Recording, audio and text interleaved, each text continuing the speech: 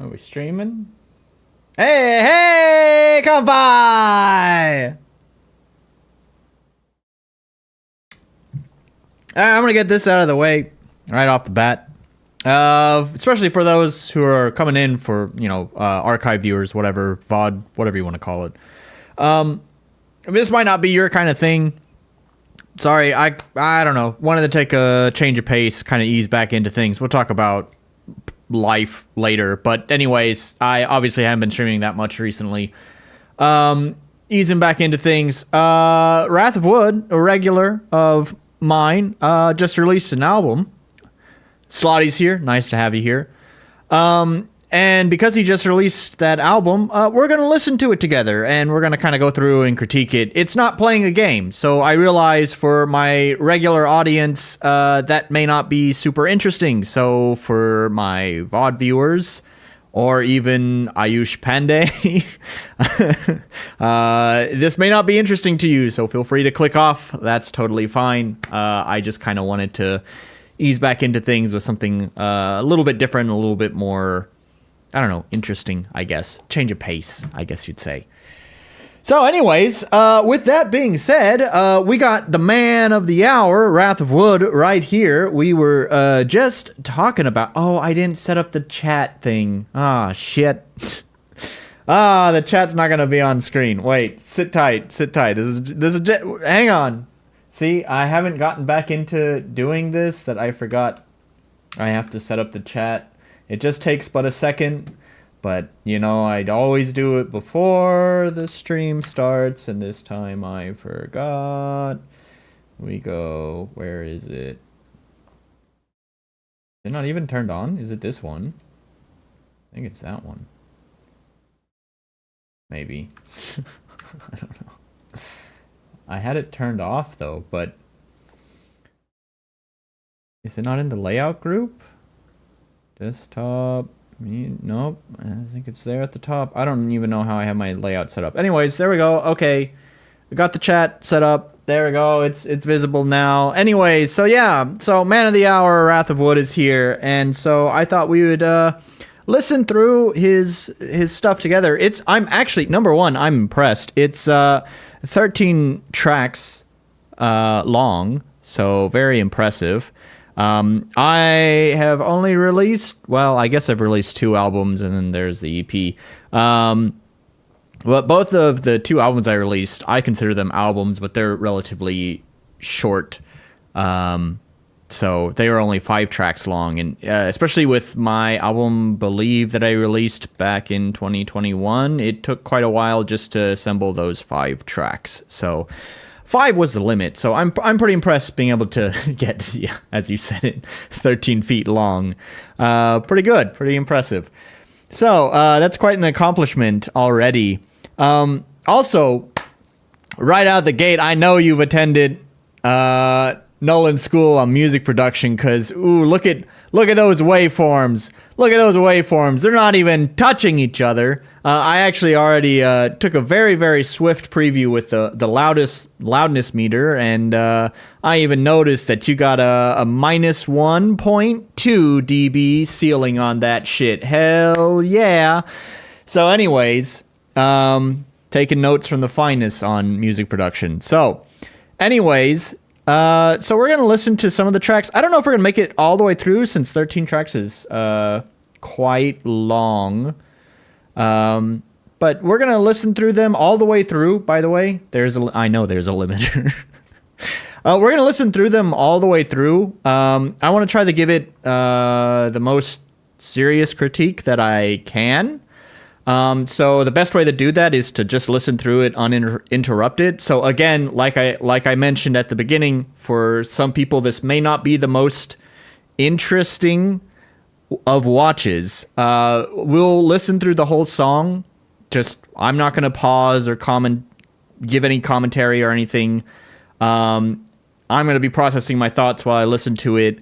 And then after that, I may replay some sections that I think are interesting that I have notes on. So, yeah, with it, I know you said it's 34-ish minutes, but that would be if we listened to songs back to back to back to back. But if I'm going to be doing it this way, it's going to be much slower than that. So With that being said, I understand that some people may not be interested in this. There's also going to be loud, synthy, distorted music, which not everyone is into. So once again, final warning that if you're not interested in this, feel free to click off.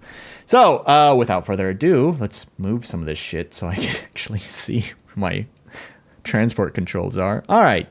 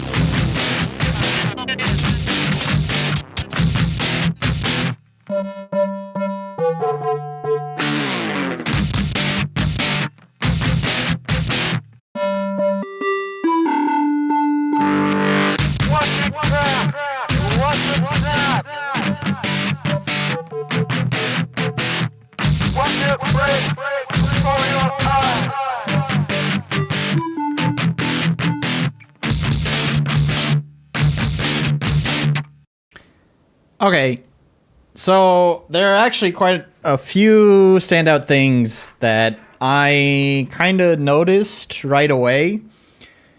Overall, I think, I I think the EQ itself is maybe deceptively balanced.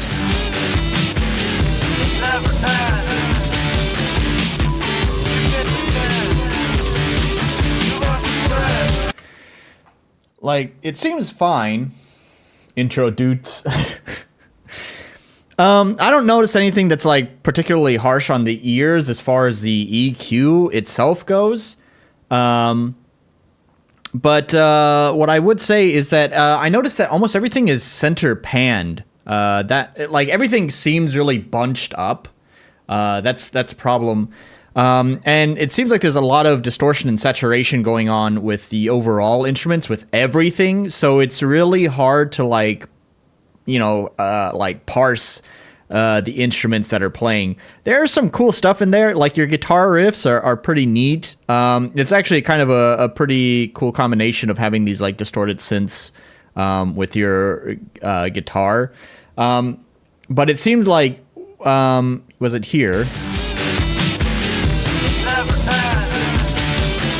It sounds like a heavily distorted, like you have like a lot of presence being applied to like the melody guitar here.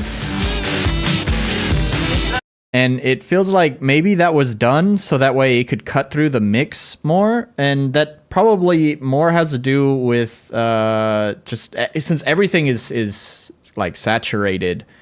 Saturated to the max, sat max.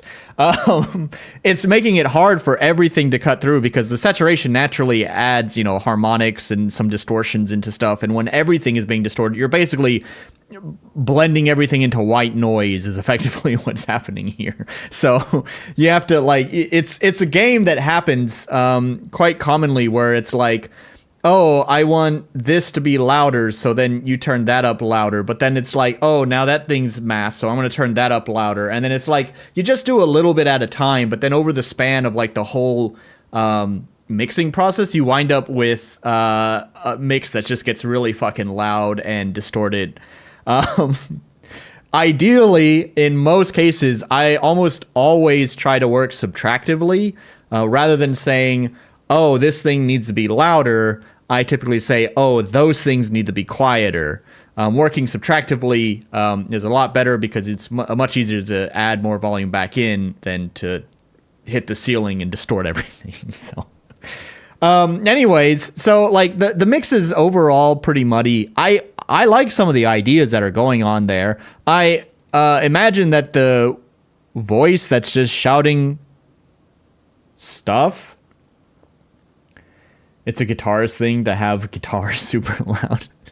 Fair enough.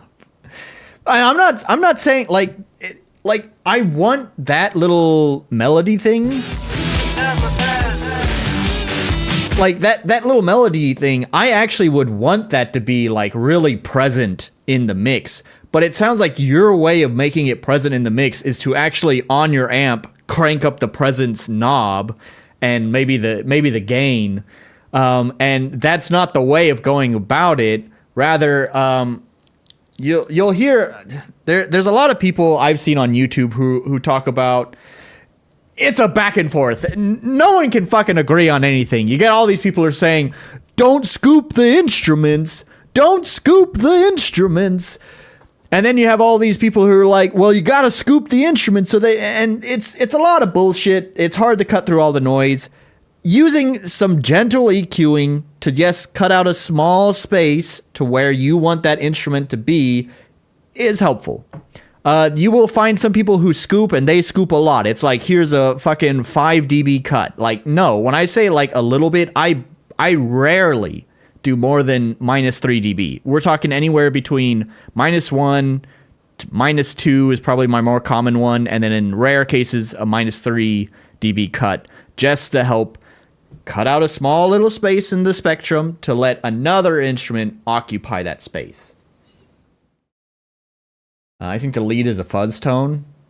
There you go.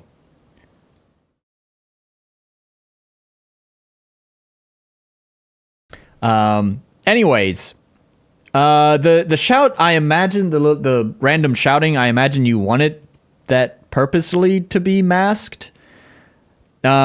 I know there's always the conundrum of wanting like some sort of vocals, or I wouldn't call them vocals in this case, but voices in your song to add some sort of interest, and some sort of point to it other than it just being shredding on the guitar and some synths. But the challenge is as musicians, most of us are not blessed with a good voice to add to our own music. So unfortunately, we either have to just try to hide our ugly voices behind chorus, reverb, and echoes, or delays, whatever, or hire someone else. Bit crush delay. There you go. Or do that. Whatever it may be. I would also still say that I don't know if it really fits into the song particularly well. I want to make out what's being said, but it's really tough for me to understand what's being said here. So yeah, I don't know. This is one reason why my album took a while, is because I wound up. I'd actually, on the very first song of my album, I had actually tried singing it because the vocal track was actually pretty easy to sing. I had some friends listen to it and they're like, "Ooh, yeah, buddy, I don't know about those vocals." So I wound up giving up on that, and then I wound up actually finding Greg on Fiverr, of course. Greg wound up singing, doing all the vocals on the whole album, and I think that turned out for the best because he's actually trained and skilled at it, so he was able to do a lot more with his voice than I ever could. So that was the way to go. Just a suggestion for any future musical endeavors, and you could still stick with the mostly instrumental and maybe occasionally shouty background voices if you want, but then throw in a couple of songs that you paid for some dude on Fiverr for. For singing holding the notes is where the fuck ups happen. Yeah, I understand. One other thing I was going to point out too is, in addition to all the saturation that's on the mix, and I think part of this also comes down to the limiter. I don't know if you did any side chaining. At one point it sounded like there was pumping in the audio, but I don't know if the pumping in the audio was result of intentional side chaining, or if because the limiter is being hammered really hard. Where was it? It was like, yeah, probably around here. Let me back up a little bit since I was talking.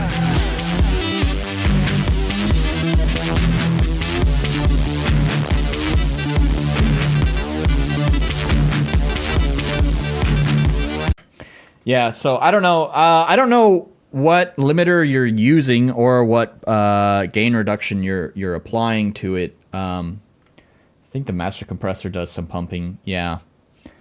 I use Ozone's maximizer, which is their limiter. Their modern algorithm. It's just called modern. That's the limiter algorithm. Seems to be doesn't really pump the audio quite so heavily. And the other thing is if you are just limiting to like a maximum, like the absolute peak is -5 dB, well, I would say like you're getting like an average of maybe -2, -3. Default Reaper stuff. I don't know anything about Reaper's limiter because I don't use it. I'm quite happy with the maximizer. Although I have been eyeballing Arturia's limiter. I'm excited to try that. I'm just waiting for their plugins to go on sale so I can buy it. But anyways, right now I'm using maximizer. So anyways, I always shoot for like the peakiest of peaks, lick it at a -5 dB, while I'd say a more average is kind of like somewhere between a -2, -3 dB.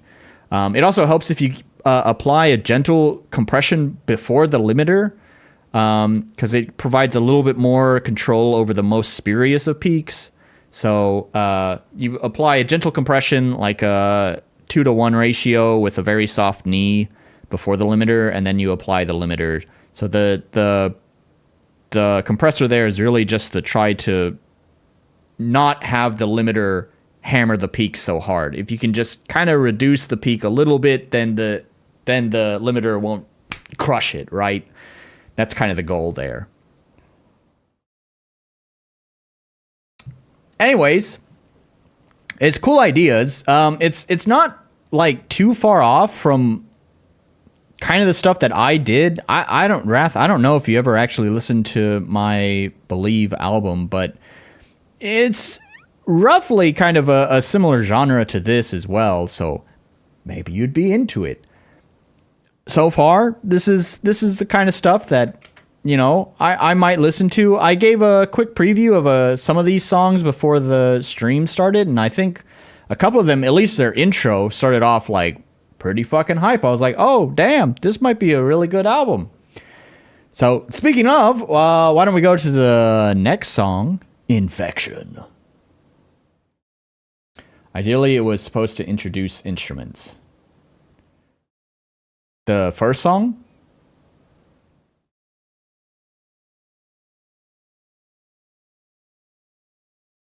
Like, here comes guitar. Here comes shouty guy. Ah, I see.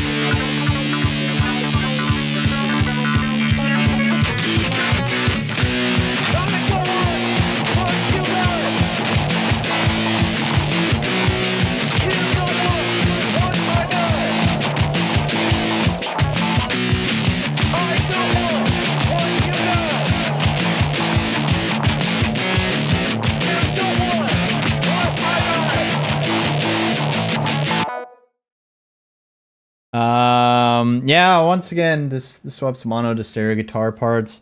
Yeah, but the whole mix. So I definitely agree. It's a pretty cool song. The intro part here is pretty rough. I'm sort of surprised you didn't want to do another take of this. It's kind of like a like you kind of lose it there for a second.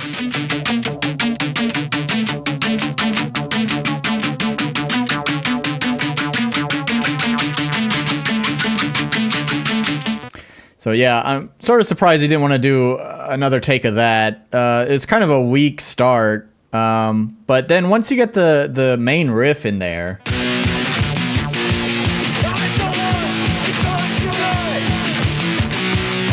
like that's pretty fucking fire, man. But you do have this problem again where like everything is mono. Like you're not at all taking advantage of the stereo space at all, which is fine. You don't have to. Obviously, there was a point in time when everything was mono. Not to mention now, in our current day, a lot of people listen to their music on like really shitty Bluetooth speakers where basically it might as well be mono because the speakers are just like right next to each other, so there's no actual stereo separation. So, taking advantage of the stereo space allows you to kind of balance the mix better without having to do any of the scooping I was talking about before. So the other thing too is, the whole guitar mixing meme and all that, but like, the guitar part is like really, really present, like unnecessarily present in the mix, that almost everything else kind of gets drowned out. This slaps on iPhone on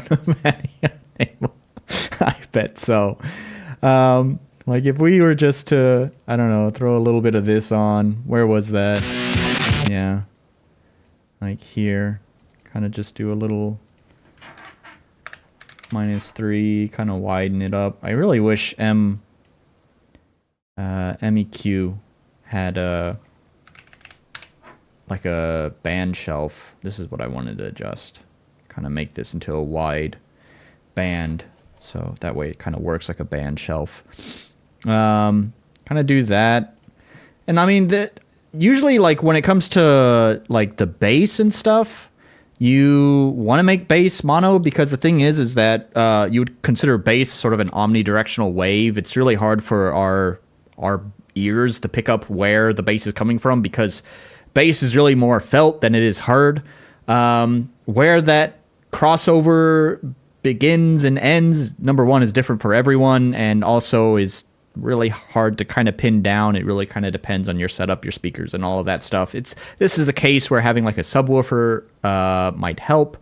But anyways, I usually just put it, the low end of the bass, starting around 200 hertz, maybe 150 hertz, is where I put the low frequency, the bass, and then I set that to mono. Everything below that is just mono.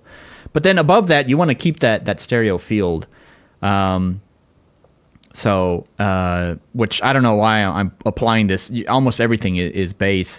The other thing is like you have some resonant frequencies that are like really sticking out with your guitar. I don't know how much you actually EQ'd the guitar. This one does have a band shelf. We'll just do a band shelf like that.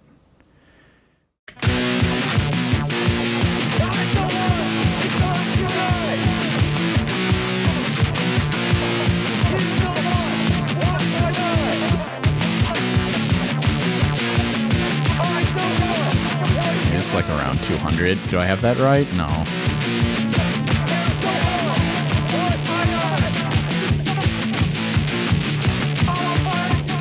Oops.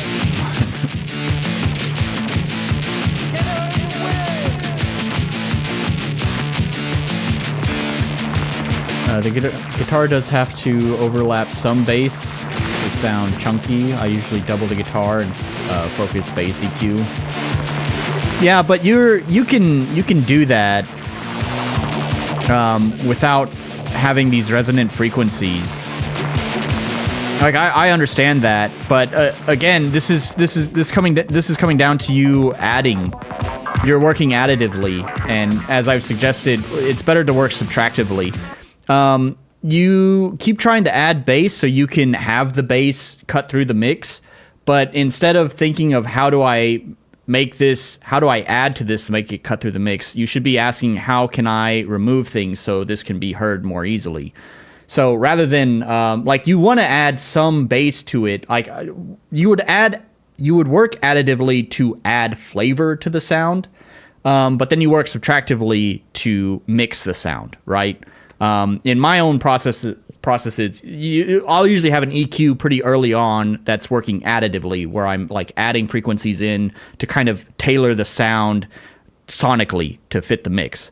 But then kind of at the end of the effects chain, I'm going to have another EQ where now I'm working subtractively. And in that case, I'm trying to, scoop areas out so other instruments can fit in, as well as remove, unnecessary frequencies that just don't need to be there.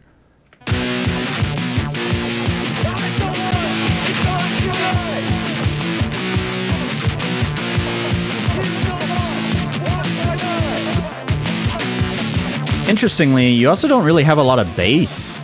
It looks like you might have applied the high pass kind of a little bit too high. Crank that motherfucker up.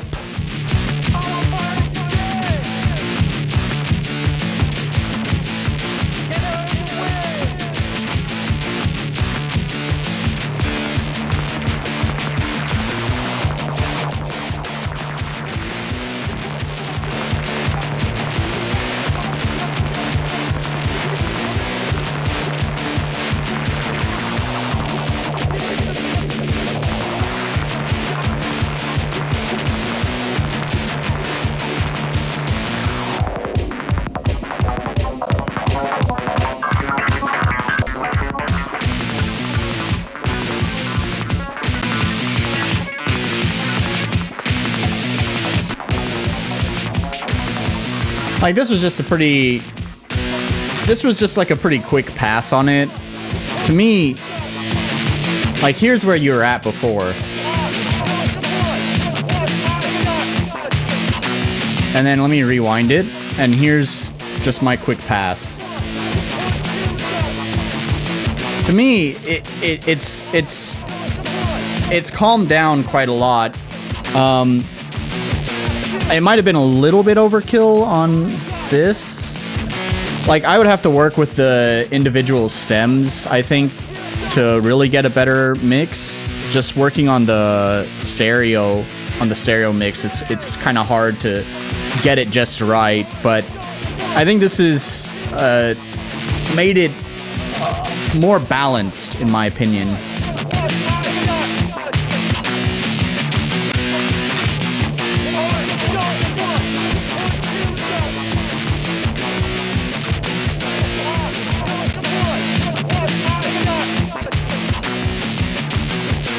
Yeah. I mean, it is basically less highs, more bass. I mean, if we look at the EQ, let me close that out. If we look at the EQ, you can see, like, the gray here is where you're at before my EQing. And you can see that you have, like, such high presence, such fuzz in your guitar, that it's really kind of overwhelming the lower part. I also, cranking up the bass here, this was a total meme, by the way.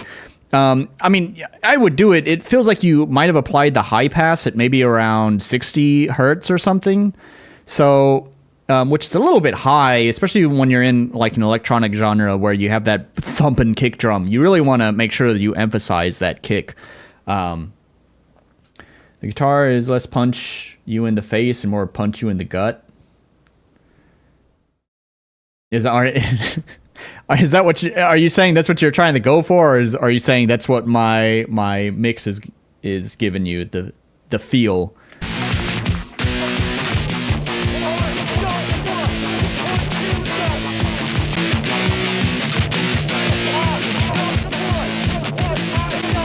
Yeah, I don't know. I mean, that was just a quick and dirty kind of pass on it. Using something like Soothe.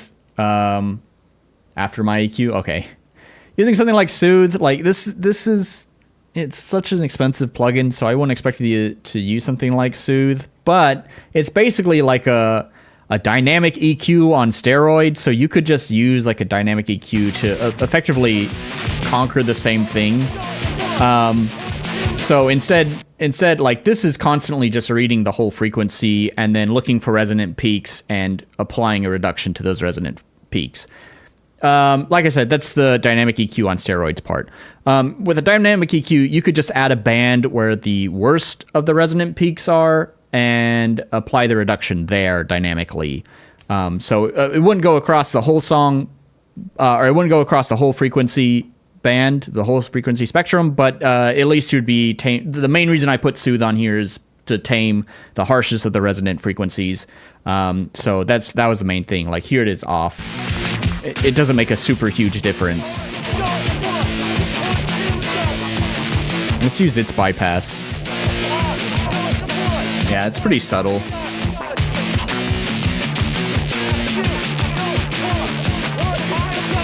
If you want to hear the delta, here it is. So, not much. So, anyways, that was just like a kind of a rough pass. I do like the song, but I definitely think it needs more mixing. I would take advantage of the stereo field. That's definitely so far, at least with track 1 and 2, that's like one of the biggest problems here is that everything is basically center pan mono. One thing with this too is that you wind up with this problem.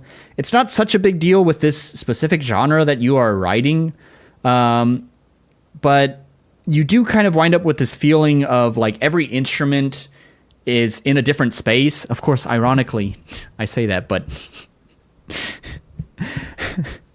but everything's mono, so it kind of just feels like all the instruments are like you stacked all the musicians. Not, I wouldn't even say on top of each other because then you'd have like a lateral dimension.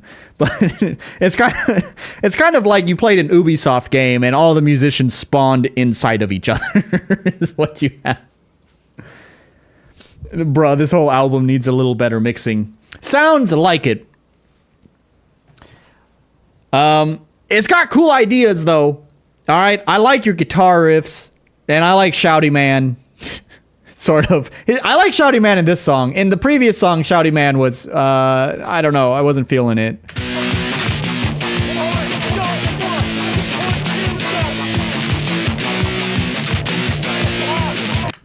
The thing is I'm not saying, I don't think everything can be heard well. That's the problem, is you wind up with this really muddied mix where it's really kind of hard to parse the instruments other than your fucking guitar, because your guitar is fucking front and center. I talked about it being an Ubisoft game where all the musicians spawned on top of each other. That's not entirely true. All the musicians except the guitarist spawned on top of each other, and the guitarist spawned on top of you. It's basically what's going on here.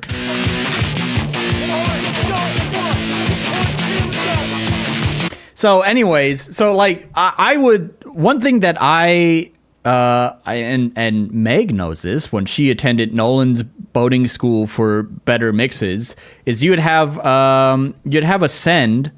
You can use the send to send all of your instruments to a reverb channel, and you'd mix the reverb in subtly, but then it'd basically make it sound like all of the instruments are not in different rooms all over the place being recorded at different times, but instead makes it feel like it's all being recorded in the same room. It's another subtle thing, but it adds space to the mix and it adds life to the mix. It makes everything feel more cohesive. It's the glue to the mix. Like if we just apply this, this is a pretty heavy application of of reverb. Let's just set that at like 5. You can already see that because I applied the reverb there, that the stereo field has opened up, right? See, everything's mono, and then I apply it, and then wow, there's stereo space. Master reverb, yeah. And then it's weird when it opens up like that. It sounds like you inverted the phase when you did that. Like, if we go back here, did you invert the phase? If we apply, where's my fucking utility? There it is. So if we invert the phase.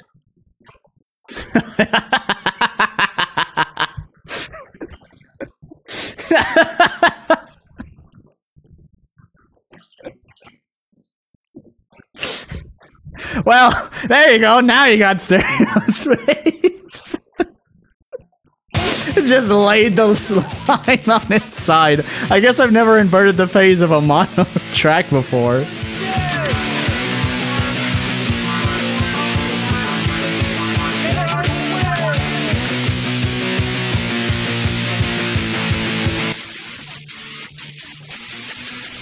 Listen to how wide that stereo is now when you invert the phase.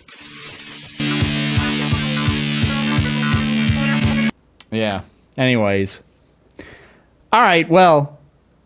I do like that song. Needs better mixing before you do a music video for it. Send me the parts, I'll mix it for you.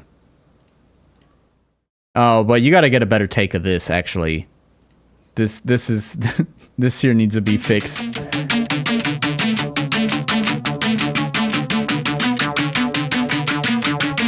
You kind of get it, like, in the second half. I think it's a little bit more consistent. It's just, like, kind of starting off. It's like a...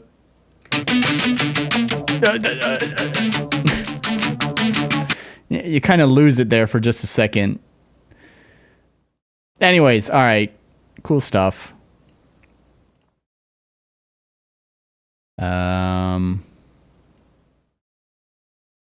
I use stereo widener sometimes. Yeah, and you get some of that too. Stereo widener isn't quite a phase inversion. One of the fun things I've learned recently, if you use M spectral pan. So this is a pretty fun effect. You can create some like obnoxiously wide sounding sounds. Because spectral pan is basically applying a pan across the frequency spectrum. So left to right is your frequency spectrum, and then up and down is going to be your right to left. So you can basically apply a sine wave, and then which one is it? I think it's this. Just drag this out and pull it up, and pull this one down. And then you're like, oh yeah, so you get a little bit of left pan there and a little bit right there, and you know, you get a little bit of that, right? Oh no. If we keep dragging this out, oh sorry, wait, where is it? Oh, this one. We pull this one down. There we go. Now we get some obnoxiously wide stereo stuff without having to do any phase inversion stuff. So now you get basically, it's like every like 50 hertz or something, it's either pan to the left or pan to the right. So you get some fucking wacky shit going on. Oh, this is sorry, I wanted to go back to the song we'd already listened to.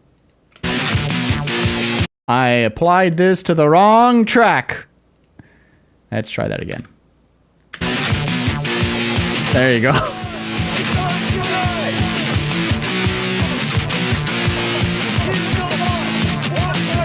It's funny, you can almost hear the voice better.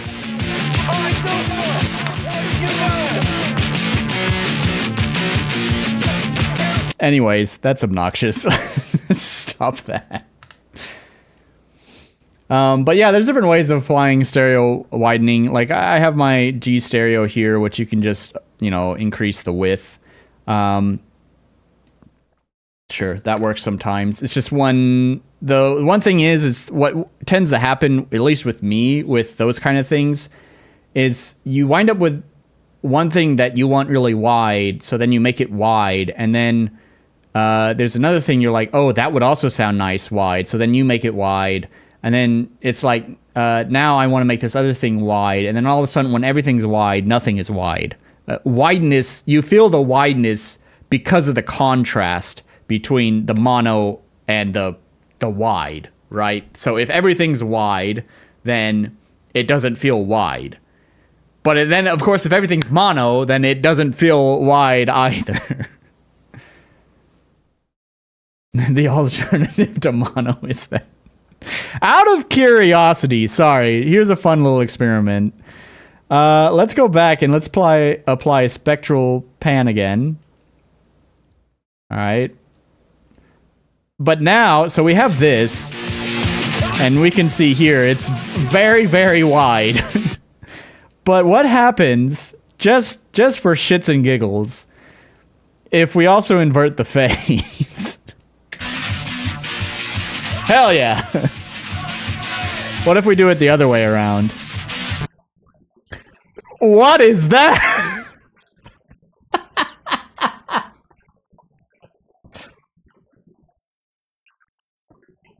It's like made it into a horror sound.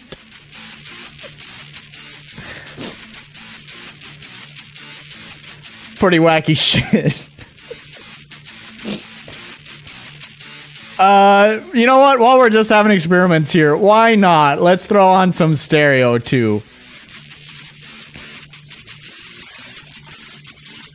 There we go. I don't know what has happened to the audio. Acid flashbacks. What if we put that there? We almost have a whole circle. I wonder if we can make it into a whole circle. Make it into a perfect circle. Okay, anyways, this wacky stereo space shenanigans. Alright, let's listen to the next song. By the way, sorry, I said I wasn't going to pause. We're going to listen through it just fine without... Oh, your clip... Oh, no, that clipping was probably from my shenanigans. Anyways, I did want to mention digging the jungle drums. I told you that I just gave a quick preview of some of the songs before starting the stream. I heard those jungle drums, and I was like, ah, hell yeah. So, anyways, real winner there. Let's keep going.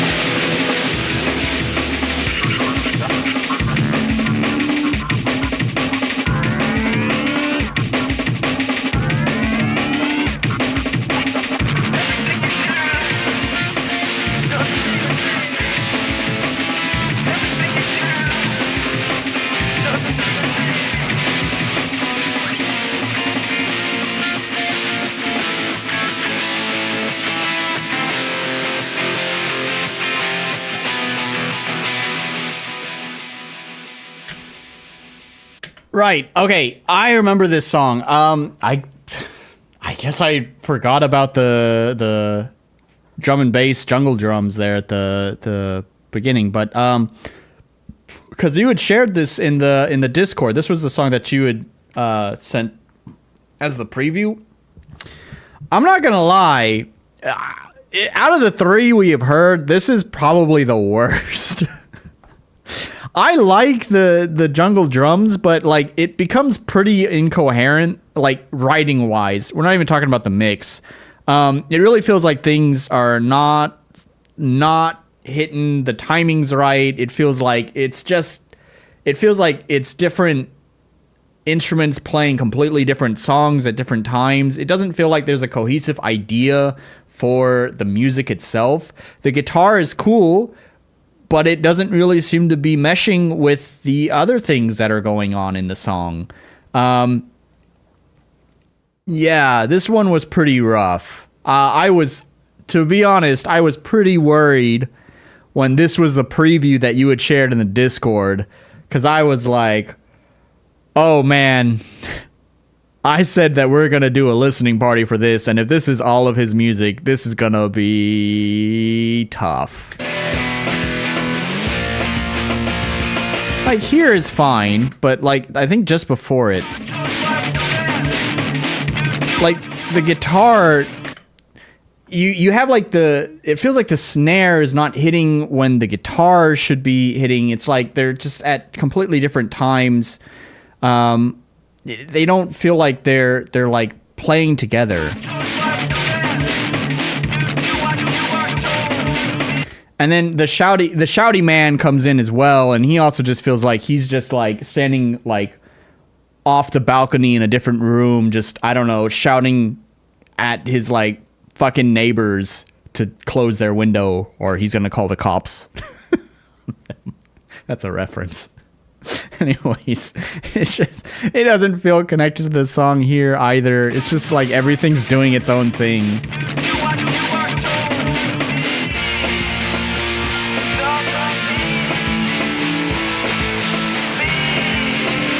Guitar is too prominent. Yeah, for sure. It's been that case for all of the songs. I was just talking about just the writing itself for this song. I haven't even talked about the mixing. The mixing here is suffering from all of the same problems that the other songs suffered from. Guitar is too present. Also, actually, I'd even say that you've probably chopped off the bass too much. Your high pass was, again, maybe a little bit too high. You could have bumped up the bass. You have some resonant peaks kind of around here. I think you had mentioned that you use your guitar and pitch it down to make it into a bass guitar, which is fine. You'd mentioned you'd done that before. I don't know if you're doing it here or not. The one challenge is when you do that kind of thing is you get some weird resonant peaks because you're pitching down a string, so it's not the natural resonance of a bass string. It's the resonance of a guitar string that's been down here, which might be of higher energy than your typical bass string. So you get these really peaky resonances. Although then again, it might actually be the synth. You know, your synth is so buried in there. I don't know if that's from your guitar or from the synth.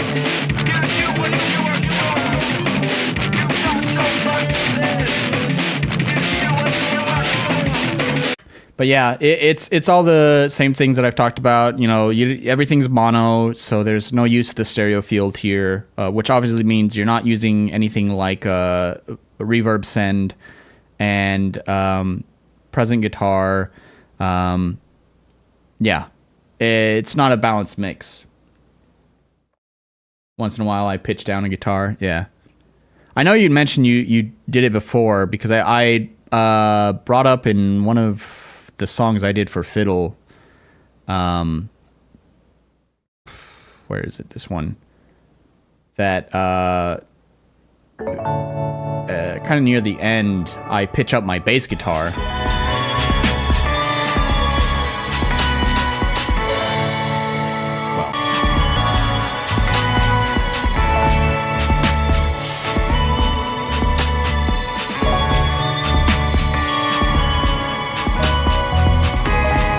Yeah, anyways, that. So, the synth is the bass bits usually. Okay. So, yeah, again, and also I think I'd mentioned that everything is like really saturated as well. When you saturate everything, it adds in those harmonics. When you have a lot of harmonics on every instrument, it winds up just becoming noise. And so you basically just have noise, and you're trying to balance everything within the noise. Instead of pitching it, I'll focus bass EQ. Yeah. So, Anyways, I think we're going to be running into the same kind of problems. I guess the nice thing I will say here is that I felt this with my current project with Fiddle. I've been working on the music for so long now, because I've been working on the game for so long, that what happens is that, you know, I'm too afraid to change up my workflow too much out of fear that those songs are going to stand out because they have a different workflow, they're going to have a different sound, and it'll make the overall consistency across the album not consistent, inconsistent, one might say. So I will give you credit here. It's one of those more subtle things that a lot of people are not going to acknowledge or even really notice, but having that consistency across the album is actually quite valuable.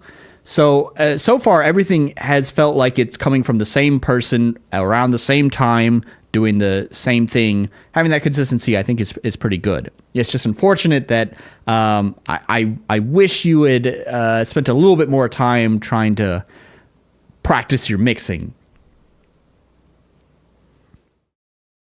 Shite mixing, yeah, I know. Man, sorry, homie. Listen, all right? We got like two major parts to making music. You got the like composing part, the writing it, the music theory part, and then we got the making it all sound good for playback part, the mixing, mastering, production part, right? My strength is over here, not over here. So I'm going to be providing my perspective, my feedback more over here on the mixing, production, and all that kind of stuff.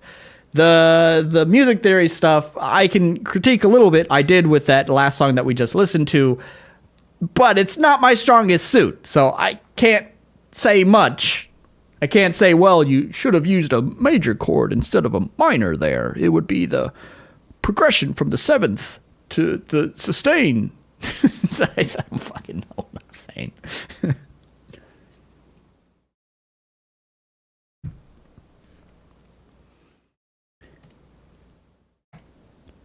Wait, did we listen to this song yet? I don't think so. I don't know. Let's give it a try. No, we haven't. All right, so let's go to the next one.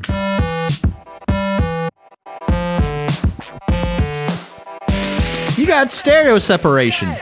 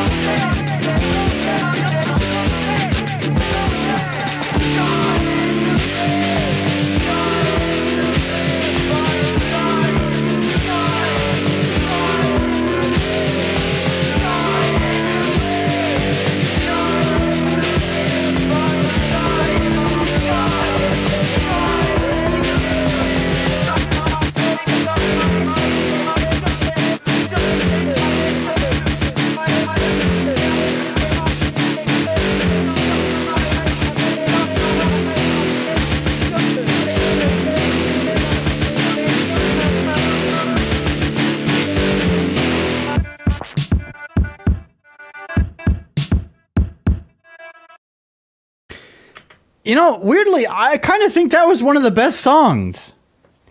And I don't think it's particularly interesting in its writing, in the composition or anything. I don't think there's anything like really super interesting going on with that. But I can actually hear most of the instruments and appreciate them. I don't know what happened here, but actually the mixing feels improved. I even shouted in the middle of that song, there was some stereo separation going on. It does seem like whatever kick drum you had a little reverb applied to it, so it's got a little space to it. But like I can even a little bit kind of hear your shouty man voice a little bit. And honestly, I kind of like it. It reminds me, I don't know if I could pick out a specific song, but Sunset Overdrive had like a lot of like classic punk kind of stuff. Like we're talking like early Blink-182, Sum 41 era, like the 1990s Cheshire kind of era. It's got a lot of punk like that in its soundtrack, and there's a couple of the songs in there that I feel like kind of have that same vibe. Where I think the singer, well, it's not really much of a singer, so they would mask the voice with a lot of reverb and delay on the voice as well.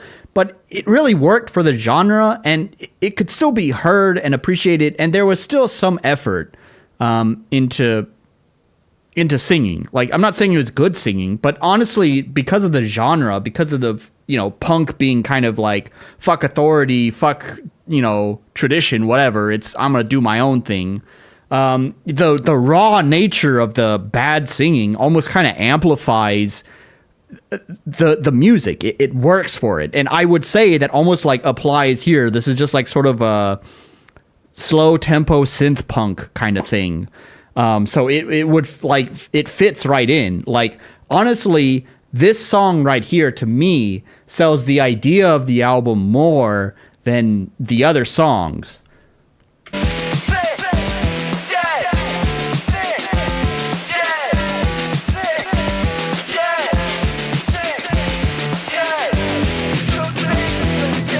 Dude Ranch from Blink was a good album. Man, I have a tough time with some of the early stuff. I like, gosh,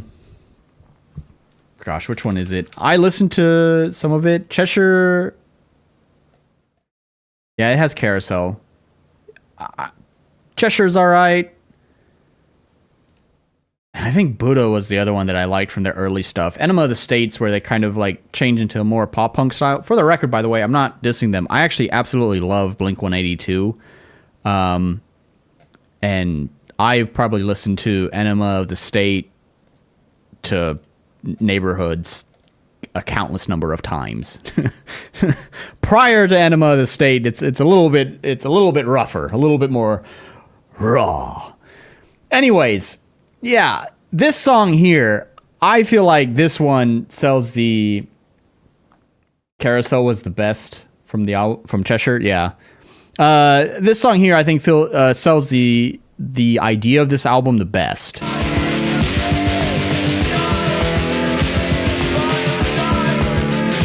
It still has a couple of the common trappings of the rest of the album. You do have a little bit more saturation, not quite as much as the other one.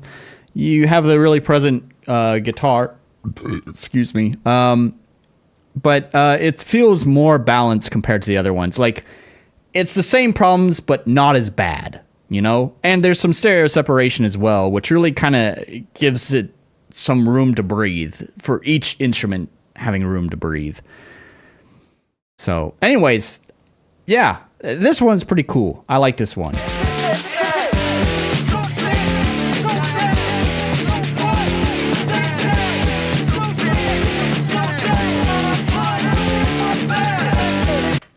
Which, by the way, totally unrelated, but Sunset Overdrive. First of all, you should play the game, but that's not a requirement. The game's pretty good, but you should definitely listen to the soundtrack. It's pretty fucking great. Where's my favorite song? Is it Sunset City? I don't remember the name of this. I don't remember the name. Is it This Is the End? No, it's not. Oh, Sunset City. There it is. I don't think this will get me content ID'd because it is a game soundtrack, but it also is like performed music, which is the most likely to be, well, whatever. We're gonna go with it.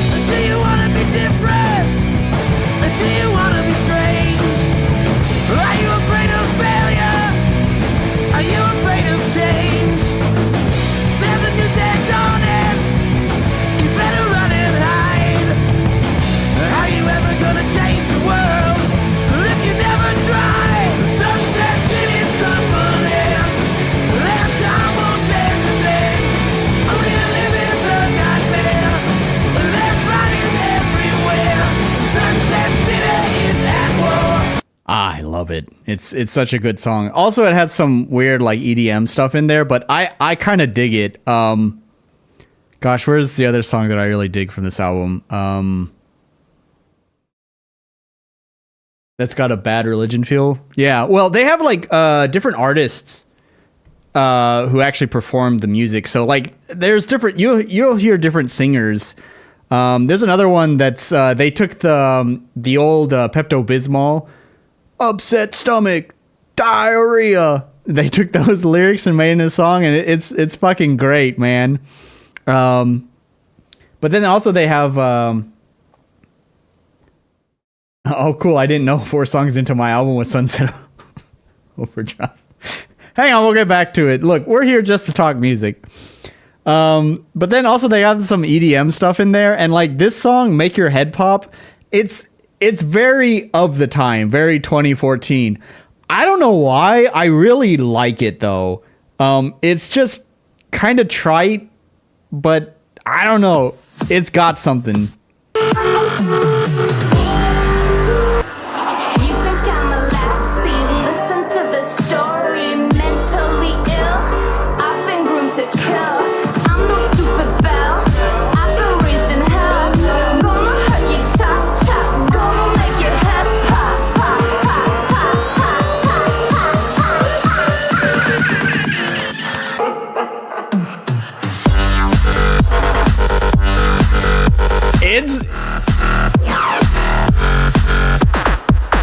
It's kind of cool, man. It's kind of fucking fire. I love that song. Anyways, yeah. Fucking play Sunset Overdrive or just go listen to the soundtrack. I mean, the game is all right. It's okay. I had a fun time with it, but definitely the soundtrack is like the absolute highlight out of that game. So anyways, all right. We'll go to the next song. Let's look at this one. I think that's the last one that I previewed before starting the stream. Banger. Yeah. Oh, it's a little bit quiet, but then it's going to get loud.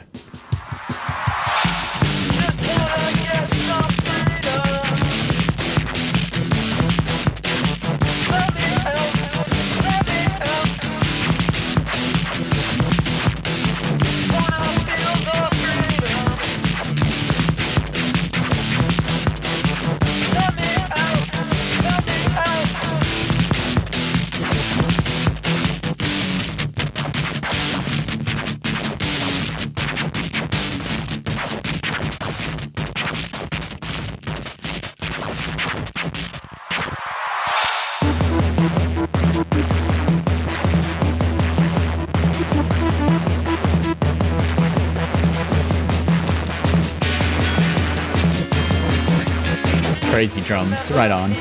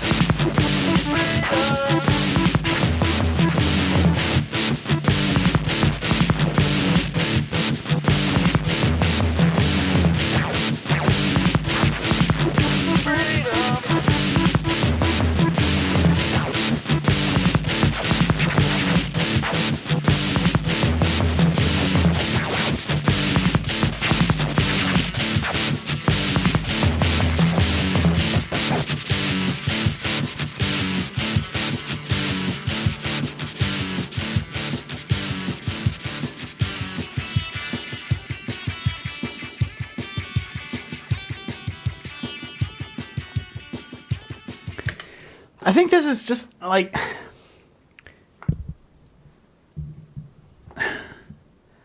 I think there's a good idea in like all of these songs.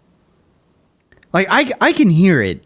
Like there's definitely a fucking fire fucking song hiding in every single one of these tracks. It's there.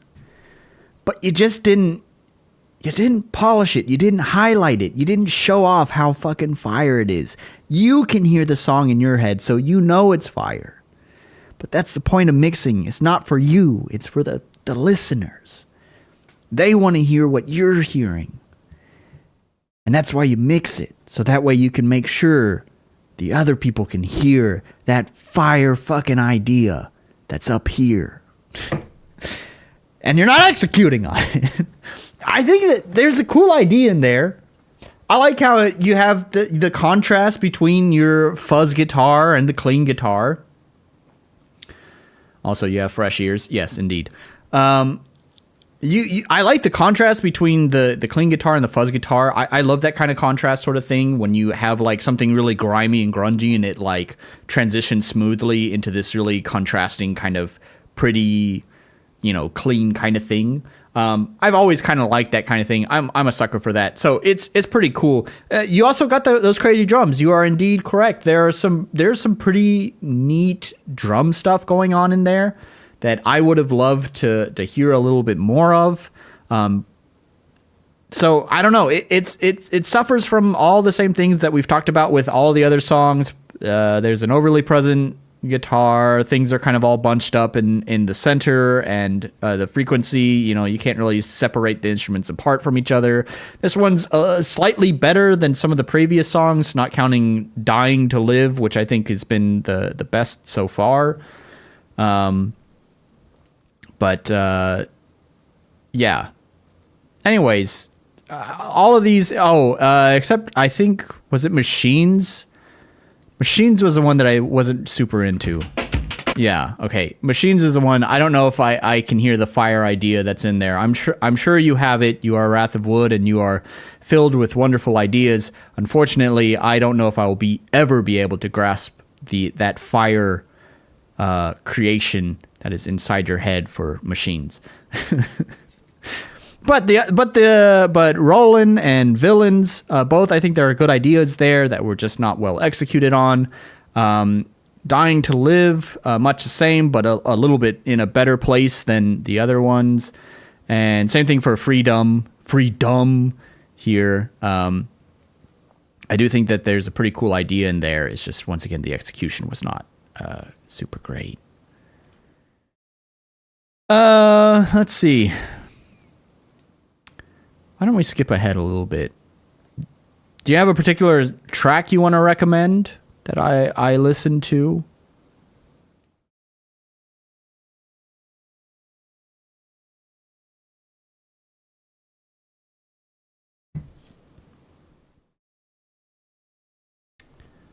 While you do that, I want to open up a new project tab here. And which one? Do this one. Load that up.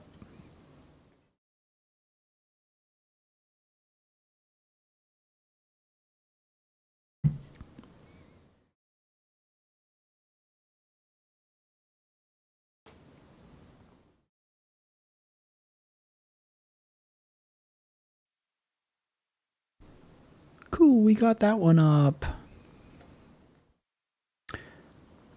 All right. Any recommendations? I want to see, you have one here that starts off pretty quietly, so we'll just skip the next song and go to Airborne. Has kind of a quiet start and builds in. I'm curious what that might be like. Do Airborne? Okay, cool. We're on the same wavelength here, buddy.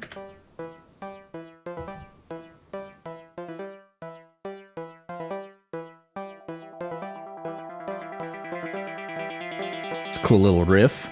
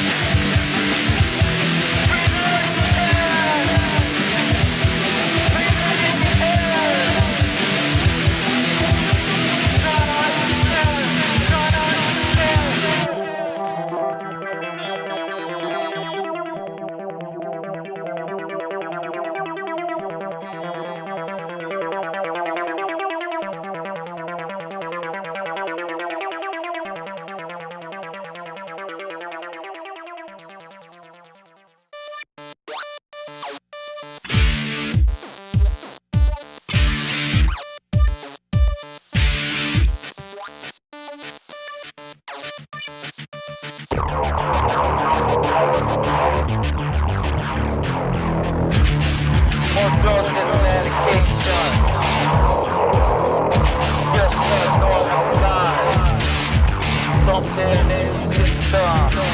See it in your eyes. Spending all your life. Your demise. Your demise. Your demise. Your demise. Your demise. Your demise. Your demise. Your demise.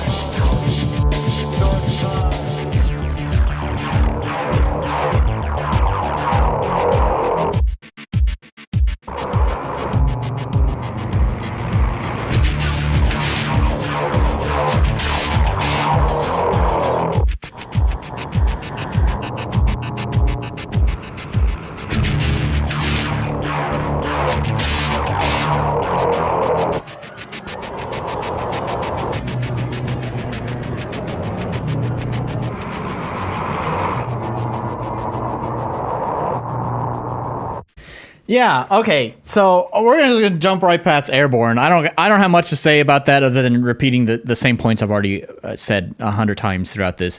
Yeah, I kind of agree with you, Slotty. Well, I don't know about Cyberpunk. I guess I could kind of hear it a little bit, but what I can say is I definitely hear it as like more of like video game soundtrack music. I kind of wish there was a little bit more to that. Like I could almost see this opening up. Like you have all of this, and then I could almost like imagine like it kind of calms down a little bit, and then you like create this contrast where everything kind of chills out, and then you just get this like big powerful dong, and like you fill in like with the drums, you get these big drums coming in, you're really like just long heavy chords on the guitar, boom, boom, boom, boom, boom, boom, boom, right? And it'd also help if you had like a singer too. You could like just have them wailing, man. I don't know, like I could see like way more coming out of this. Like this just felt like, you know, this is like the ambient track of the area, and then that part that I was just talking about, the addition would be like the combat mix, right? Where it gets a little bit heavier, a little bit more intense. But yeah, I like as I've said with a lot of the songs here, is I like the idea. You got good ideas, Wrath. We just got to work on the execution. That's all. One thing I wanted to do, it's like D plus another D chord. By the way, it's better than me. I got a guitar, if you couldn't tell. Guitar's hard. I like the bass. It's so much easier. The strings are so far apart from each other that it allows for sloppy playing. I'm not saying it's good to play sloppy. I'm probably not using the right technique with the bass, but I can still perform like a complete amateur, but still make good sounds out of it. With a guitar, all the strings are so close together, so tight that like it is so difficult to even just make a good sound out of it. There are so many times I'm like trying to pluck a string and it's like da da da. Fuck's sake. And then my little fingies hurt. Gosh, my little fingies hurt at the end of the day. Oh, fuck this guitar. Got them fat P90s in the neck pickup. Oh yeah, that is a guitar. Yeah, both of them. It's the little brother. It's the little brother. We got the TRBX bass, which I think is the TRBX 304, and then this is the guitar is the PAC 311. They're both Yamaha guitars. I specifically got this guitar. There is a lot of debate. There's a lot of guitars that I was really looking into. Let's see. One of the guitars, because I use a lot of nylon acoustic in my game, in the fiddle soundtrack. And so I actually wanted to get a nylon acoustic guitar that I could play. So maybe I could start actually performing the guitar parts in my game soundtrack. So for a while, I'd been looking at something like the Yamaha SLG 200N. These, first of all, I love the fucking design with the like just the outline of the guitar shape, and it's got a. I didn't realize this until I was much more. Really, I got my own guitar, but it has a much wider neck, which makes it a lot easier to finger things. It's a lot wider. I kind of wish I did wind up going with the SLG 200N, but I didn't. This was one of the guitars that I was looking at picking up. First of all, so they are nylon guitars, but also it's the silent guitar. That's the SLG part of the model number. And they have like, I looked up some previews and I think they have a really unique and very beautiful sound, using their special SLG pickup, whatever for it. I think it's a very unique and beautiful sound. So I would have loved to have one. The other one that I was looking at was, Casio PG 308? 380? I can't ever remember which way it goes. Well, nothing came up for that. So this PG, I don't fucking remember what. Fuck. God damn it. Well, it doesn't matter. I can't find pictures. It's a Casio guitar. Gosh, would it be anywhere in like my recommended feed on Mercari? I'd love to show a picture. It's a pretty cool looking guitar. It is ancient. It's from the 1980s. It's a guitar with a built-in synthesizer and also a MIDI out on it. It has a pitch to MIDI chip in there, so it detects the pitch of the guitar notes that you're playing and outputs MIDI, which I thought would be pretty cool. I could take the MIDI out and plug it into like my mini Logue here, and then I could like strum chords or whatever, which would be a unique way of interacting with synthesizers. So I thought that was a really cool thing. Calculator watch. It's funny because I don't have the calculator watch, but I actually do have a Casio watch, so it's my typical watch that I wear. But anyways, so I wanted one of those PG whatever the fuck it is. I can't remember the model name anymore. They are from the 80s, and that's the problem. The reason why I didn't go with the Casio guitar was because after doing some research, it seems like a lot of these Casio guitars were manufactured with very low quality capacitors, and so basically every single secondhand Casio PG whatever guitars that are on the market now, probably the synthesizer and pitch to MIDI stuff function doesn't work properly. You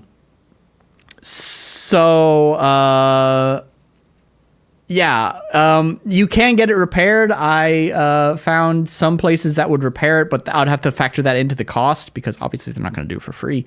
Or I could try repairing it myself. I looked up a video. There's a video guide on how to replace the capacitors. There's like 50 of them, and like they are all like different values. That's outside of my skill level for electronics repair. So I was like, maybe no Casio guitars. So I kind of gave up on that one. The Yamaha guitar, as much as I wanted it, it's quite popular. It's quite sought after. It's not an expensive guitar. The problem is that whenever they get listed for a reasonable price on Mercari here, which is what I'm looking at, whenever one gets listed for a reasonable price, they tend to get snatched up really fast. Other than the black color, there's a bunch of the black colors that get listed and they don't sell super fast. I guess I understand why, because I also don't really want the black coloring. The natural color, or more preferably, they have a red sunburst color, which looks really beautiful. I had wanted that, and just not many of them were getting listed. Someone had listed this Yamaha 311 for like a really cheap price. I really loved its red color. Doing some research on the 311, it has like custom pickups in it, custom wound pickups, as well as, I don't know, all the reviews I read are like, wow, I can't believe it has these types of tuning locks or whatever on it. I don't fucking know. I'm not a guitar person, but they're all like, wow, that's like only seen on like the most expensive guitars. So it's amazing that Yamaha put it on their like entry level guitar. So, and then it was listed for like a really affordable price. So I wound up just snatching it up. So here we are with my Yamaha guitar. And I have learned that guitar is hard. Damn it. I'm practicing every day, but my fingers hurt. I've tried to record a few songs too, just like strumming chords. I figured like I could strum the chord. Like once I get my fingers into position, I can just hold them there, right?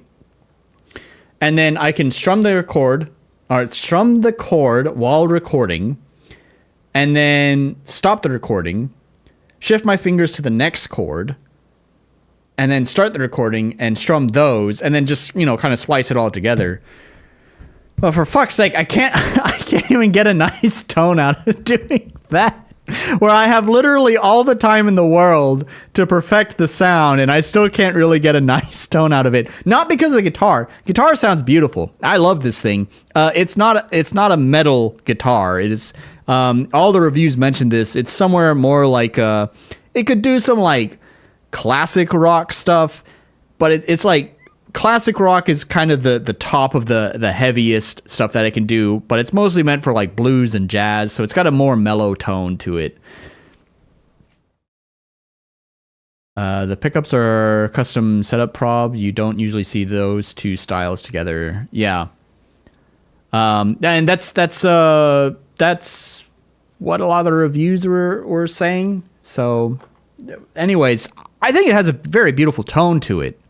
That much is for sure. I'm just not very good at it. Playing it. Let's go back to my bass guitar.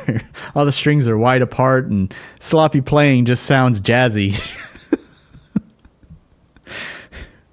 That's the secret to jazz. You listen to all those jazz players on the fucking piano and on the bass guitar, and you're sitting there thinking like, man, it must have taken them years. Truth is, they're just fucking noodle fingering things. They don't fucking know what they're doing. That's the jazz style. I'd love to have a P90 humbucker set up. I don't know if that's what that is, but anyways, it is a cool guitar. I like it. It's good. Like I said, it's a beautiful tone, but I just don't. You probably won't be hearing any music out of me anytime soon where I played the guitar. I don't know much about Ibanez. Their model numbers are like barcodes. Fair enough. I mean, it's not. I don't know anything about Ibanez either. This is Yamaha. It's funny how much of my house is Yamaha. Because like my mixing console, which you can't see, is Yamaha. My speakers are Yamaha, which you can't see. And then these two guys here are Yamaha as well. So everything's Yamaha. Anyways, but yeah, you probably won't hear me put any music out anytime soon using this guitar. Probably for quite a while. I'll probably continue to use my software guitar that I have here. Like even in this song that there's an echo. Even in this song here, I have the nylon guitar that I usually use, but it's a native instrument. Here we are. Oh, you can't see it. Here it is. Picked nylon. So obviously I'm not playing that.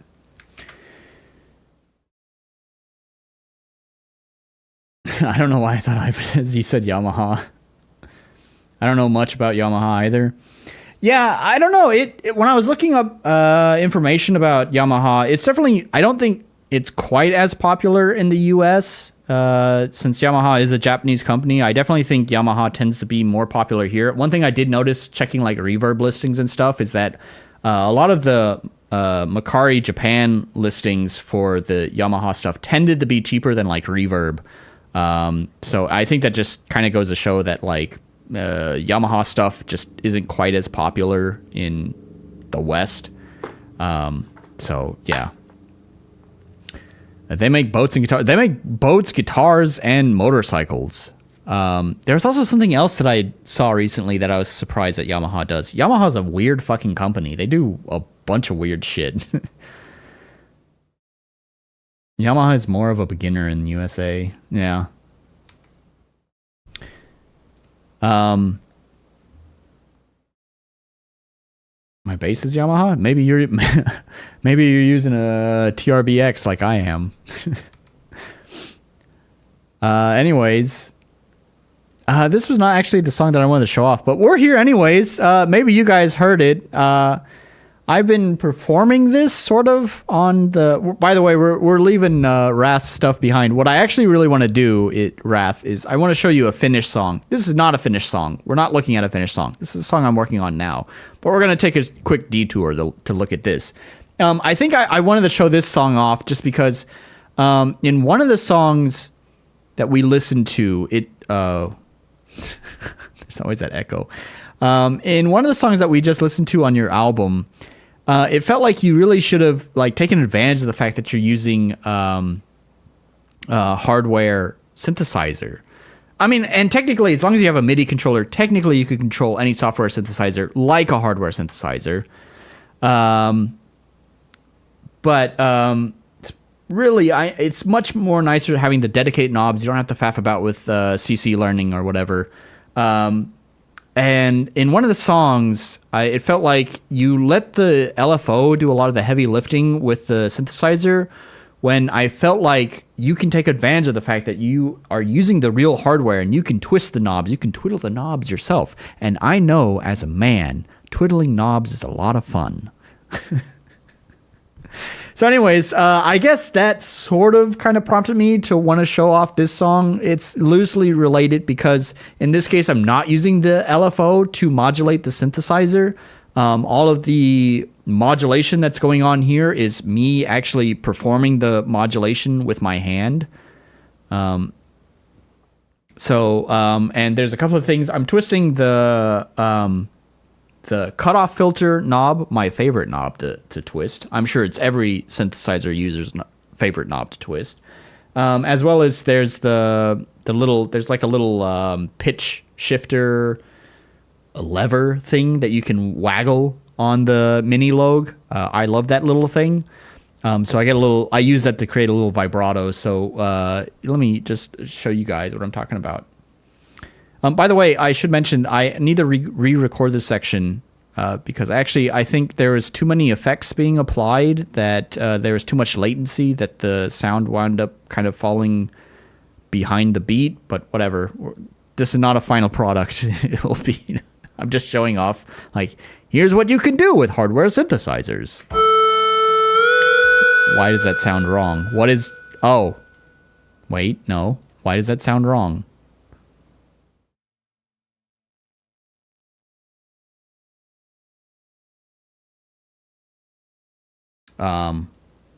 What? What did it snapshot? Yeah. Come on. You can do it. Synth whammy bar is kind of what it's like actually on the mini Logue. Evolving envelope sounds are hard to do perfectly on hardware. I don't know what's going on with the preamp plugin. Maybe it doesn't like that I have so many project tabs open or something. I think that's causing some problem with the sound. We're just gonna like turn the volume down. Like, it's so loud. That's not how it was mixed. I don't know what's going. Whatever. We're just listening to synth anyways.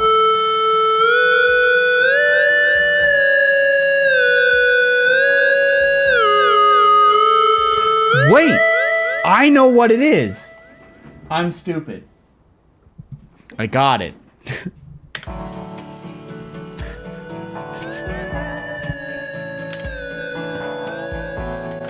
Okay, it's really quiet because this is not a final mix.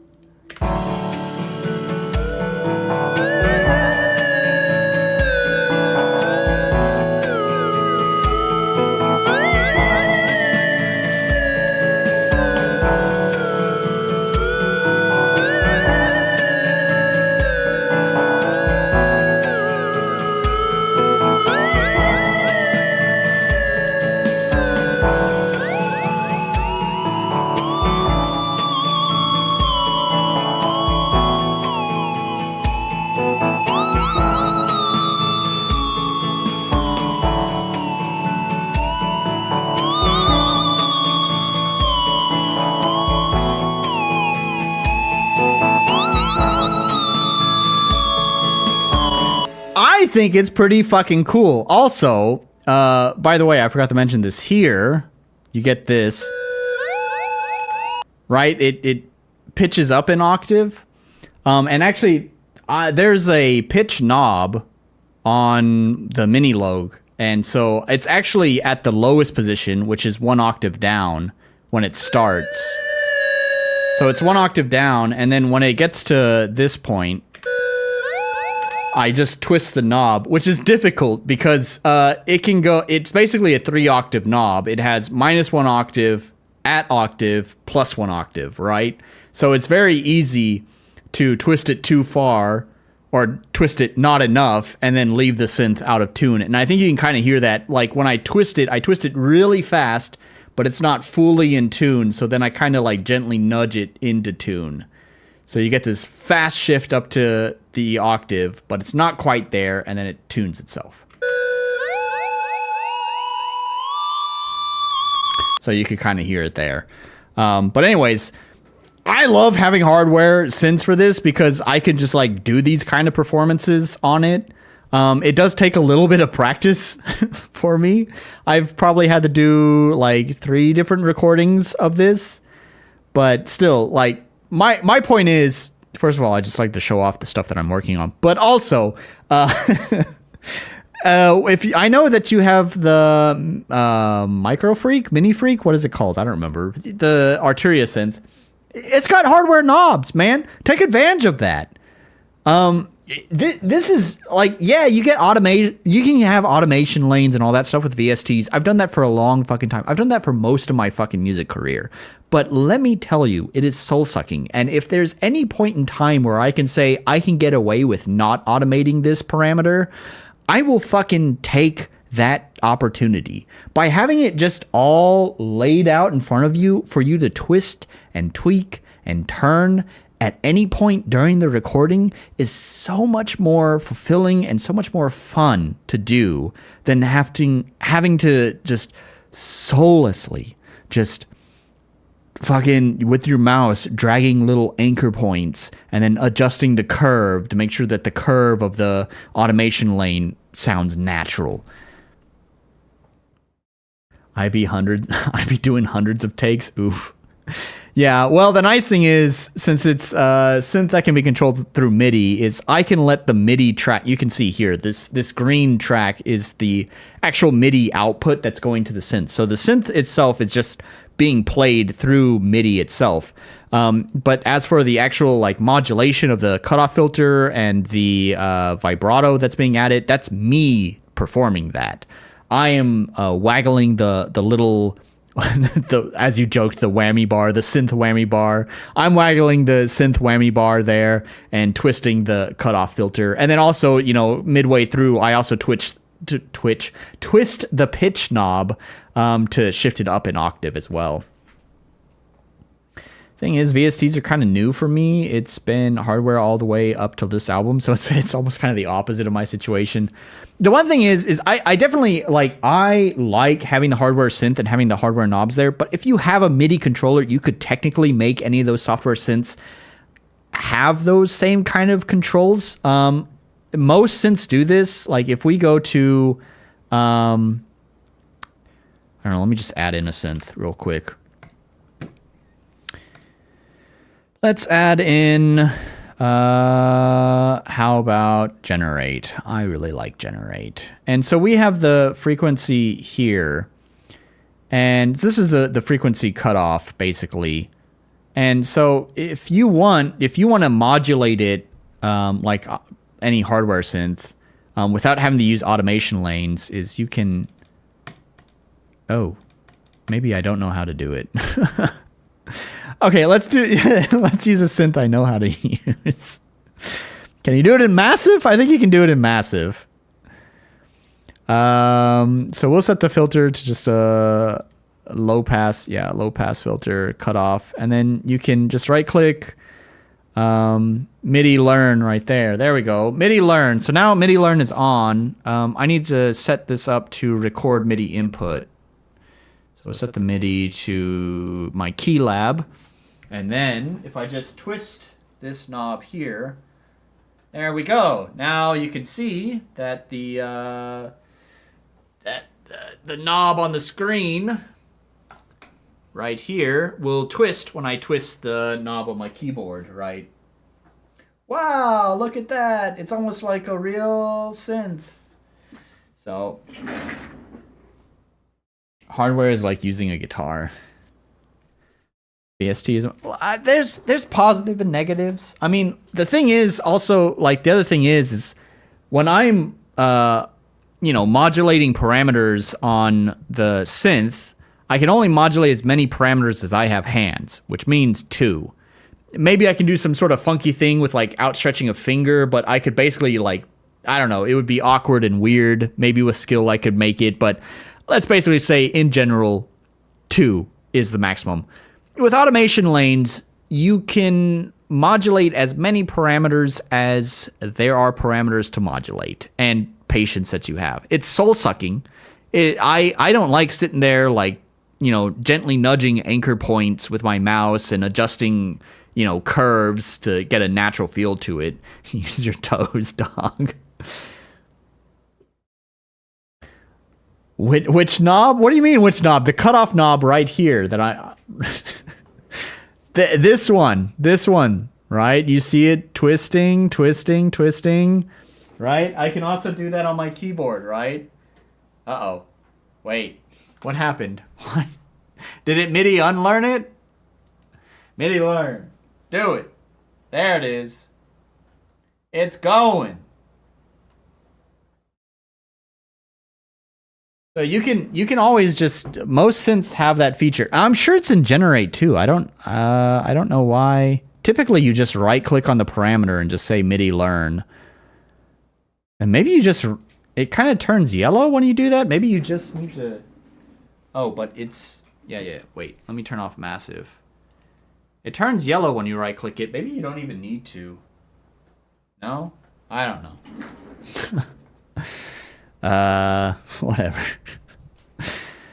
Whatever. Point is, MIDI forget. Point is in most synths, you can just right click on the parameter and select MIDI learn. And then as long as it's monitoring MIDI input, you just twist the knob or lever or whatever that you want on your controller, and it will set that controller's knob to that parameter in the VST, and then you can control it like a hardware instrument. That is still very much an option, but I don't know. I having to set up like MIDI CC learns for like an instrument, like that's, I don't know. Again, it's such a soul sucking experience to have to like sit there and fiddle with shit with your mouse. I can just get up and start twisting knobs on my synthesizer. It's such a minor thing, but such a big reason why I've started to really love hardware synthesizers over software stuff. Will I still buy software stuff? You bet your sweet bippy, because holy shit, hardware stuff is expensive. But there's definitely an advantage to having hardware stuff. Like my sweet JP8000. This is another one, right? Gosh, I want this synthesizer so bad. I want it so bad. This is the sound of like 90s trance. God, it's such a beautiful sound. I love this instrument. But it has the same fucking problem as that Casio guitar, where it was built with really shitty capacitors. It was released in the 90s. So fast forward 30 years to where we are now. And guess what? All those capacitors have gone bad. So basically, if you basically all the JP8000s have bad capacitors that need to be replaced. So factor that into the cost of the instrument, and it's not even guaranteed. The capacitors are the most likely problem, but if the user reports, like this one here, I've already looked at this one. If the user reports that it's not working, they don't know whether it's the capacitors or if it's something else. And if it's something else, it may be something that can't be fixed. I'm not willing to spend nearly $500 on a synth that may not be repaired, unfortunately. 90s had poor transistors. Yeah. So there's actually a follow-up to this synth that I've been eyeballing. So they did a follow-up to the JP8000, and I actually want this one more. It's the 8080, which is the same sound generation circuitry, but modernized slightly. I mean, it released a few years later. It has better capacitors, it's more reliable, and also it doesn't have the keyboarders. I saw capacitors. I saw you say capacitors, and then I just keyboarders. Anyways, it doesn't have the capacitors in it. It doesn't have the keyboard, so it saves space because I don't really want the whole keyboard. I'll just use MIDI in on it. Also, time, dude, you waste a ton of time getting repaired. Yeah, that too. You're definitely right about that. But as you can see, here's where did it go? Wait, here we go. So you don't even need to know what the yen's value is, but you can see that this number is a lot smaller than this number. Are JPs kind of like Junos? I'm not 100% sure. The JP8000 kind of created the supersaw sound. That's what it was most famous for. It is technically a digital synthesizer, so it's not using a lot of the analog synthesis technology that you'd find in like my mini Logue here. Which I'm sort of iffy on digital synthesizers simply because digital is what VSTs are really good at doing. It's weird to have dedicated hardware for that, but then there's a whole twisting knobs thing. Also, what made the JP really unique was not just the supersaw sound that it introduced to the synthesis world, but was also it had inbuilt very unique digital chorus, reverb, and delay that really defined the sound. When you combine the supersaw with their digital chorus, delay, and reverb, that was like the fucking sound of trance of the 90s and early 2000s. And I think it's fucking beautiful. You think of what is it? Delirium, I think it's called. Paul Oakenfold. It's not Tiesto. Well, Tiesto did the remix, but this one's gonna get me fucking content ID'd, so I gotta like skip ahead to where's the... You got that? Sorry, that was really loud. My bad. Anyways, you got that synth building up? Oh, hell yeah. Oh, yeah, man. Oh, there. That's the sound. Yeah. Anyways. So anyways, I really want this. I am happy to say that Arturia actually recently, very, very recently, released their own emulation of the JP8000. Look, the Jupiter 8000. And it sounds great. I will probably more than likely wind up buying this once it goes on sale. In the end, but I'm not gonna lie, I would be really fucking happy to own the real hardware rather than a software emulation. The software emulation sounds great. I'm not saying it sounds bad, but remember what I was saying about tweaking knobs and having physical stuff there to do, right? So I would be way more happy to own the actual real hardware. But yeah, you gotta be fucking kidding me. I'm not dropping that cash, and I don't want to drop that cash on something that may potentially not work. Back in the day, Junos were like $500 and I couldn't afford it.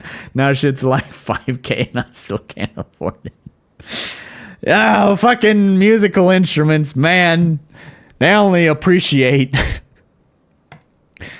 Anyways, holy shit, I've gotten off track. I wanted to show you like a finished song here, Wrath. So this is a finished song. I actually think I showed this one off, I don't know, a little while back. Is it in this? Yes. So here it is. I use my synthesizer for it. It's kind of, speaking of like that 90s sound, it's kind of got a 90s feel to it. Got some 909s in there.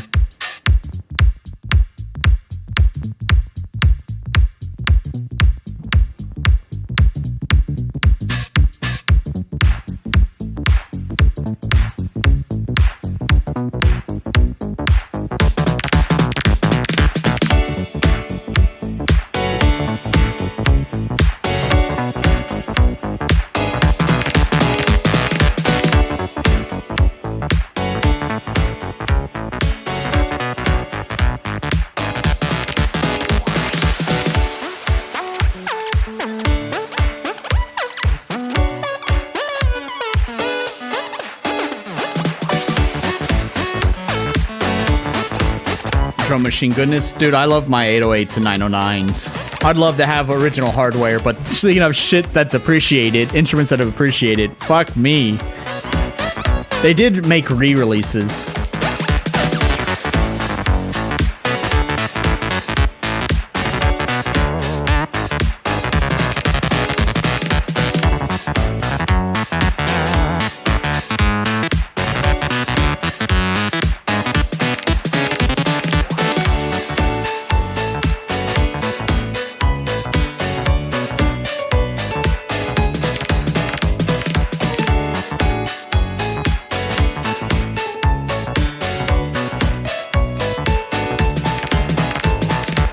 Anyways, we're not gonna listen to the whole song, but yeah, there was Roland has their boutique lineup, so they did like a TR, because the original 909 and 808 were the TR 909 and 808, TR 909, TR 808, but they released the TRBS 909 and TRBS 808, which are like boutique. That's their boutique line, which are like re-releases of their like famous instruments.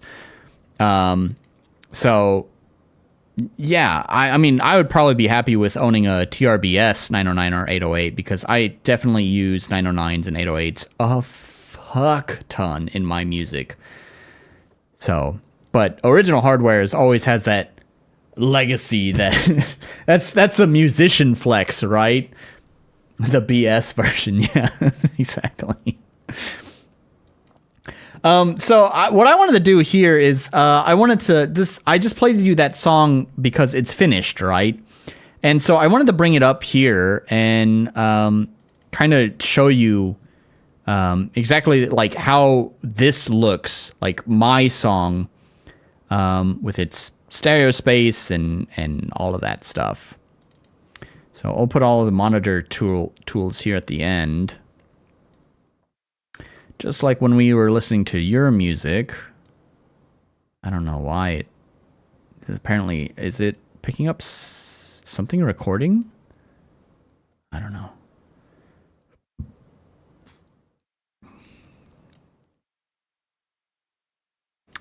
And loudness analyzer. I actually think this song is slightly quiet, but that's okay. So now we can just compare this to like what we were seeing with your songs. Let me set it up exactly how it was. I think it was like this. This was the order. There we go. Oops. That's the wrong thing.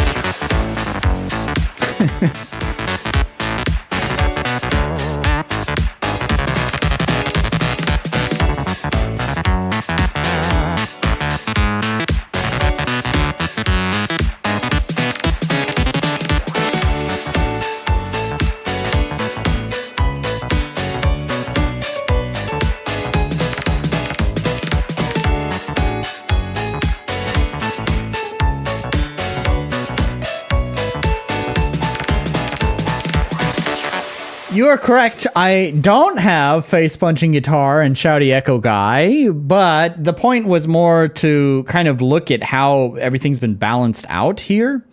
There is a pretty, I wouldn't say it's a super wide stereo space, but it's enough to give enough breathing room to every instrument. I will definitely say I don't take full advantage of the stereo space. You definitely have, like, when you look like when stereo was first introduced, like, you know, for a long time music was mixed entirely in mono because stereo didn't exist. And then finally in like the 60s, stereo came onto the field, and then like all of the production houses were just being completely silly with the stereo field. You have like fucking one singer, like you think of the Beatles and you have like one fucking singer like in the hard panned hard right, and then you have like the drums panned hard left for whatever fuck all reason. Like, I don't get too fucking wacky. I don't get too fucking wacky with the stereo field. My use of the stereo field is very, very minimal. When I pan things, it's mostly just to give a little bit of space between the other things. You know, I'm basically panning things like 25% right. It's kind of like the hardest I'll pan it. If we look at my kit here, right? So we have the main kit. Everything's mixed through the instrument, which is Xenology. So if we like look, we have our hi-hat here. Here's our pan. So you can see it's panned just slightly to the left. They would mix the drummer on the left so it sounds like the guy is beside you. Like, it's like, yeah. I'm honestly kind of surprised my snare is in the middle. I typically pan the snare slightly to the left, like very, very minorly to the left, but I don't know what I was thinking here. I guess I decided not to do that. Kick is always in the center. It needs to be in the center. And then the toms kind of go across the field. They're quite wide. And crashes tend to be center as well. The claps themselves are very, very wide. That's what I wanted them to be, I wanted them to be wide. So although I didn't invert the phase, we do have some kind of generous reverb being applied. And I think here, yeah, there's like 3 claps. I also have 2 drum kits going with slightly panned hits. Well, there we go. That's good. That's layering for you.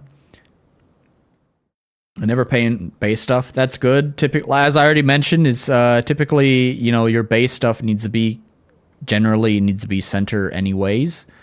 I typically make everything below 170 hertz mono. So anything that's below 170 hertz is going to be mono, so it doesn't matter what panning it has, regardless. When I look at the bass, I think my bass line here, it might have some widening on the top end, but the low end is definitely going to be center.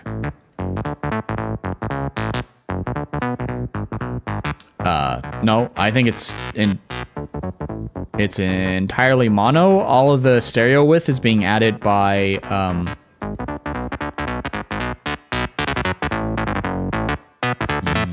all the stereo width is being added by the reverb send, which is up here. So here's the reverb send that I was talking about. So this just kind of makes everything feel like it's in the same room together. So, and it's pretty subtly mixed in there. In this song in particular, you can hear it pretty clearly. Because at the beginning, you just have the drums, and drums are basically impulses. And as a result, impulses are used for hearing what a reverb sounds like. So when you have just an impulse sound, it makes it very obvious what the reverb sounds like.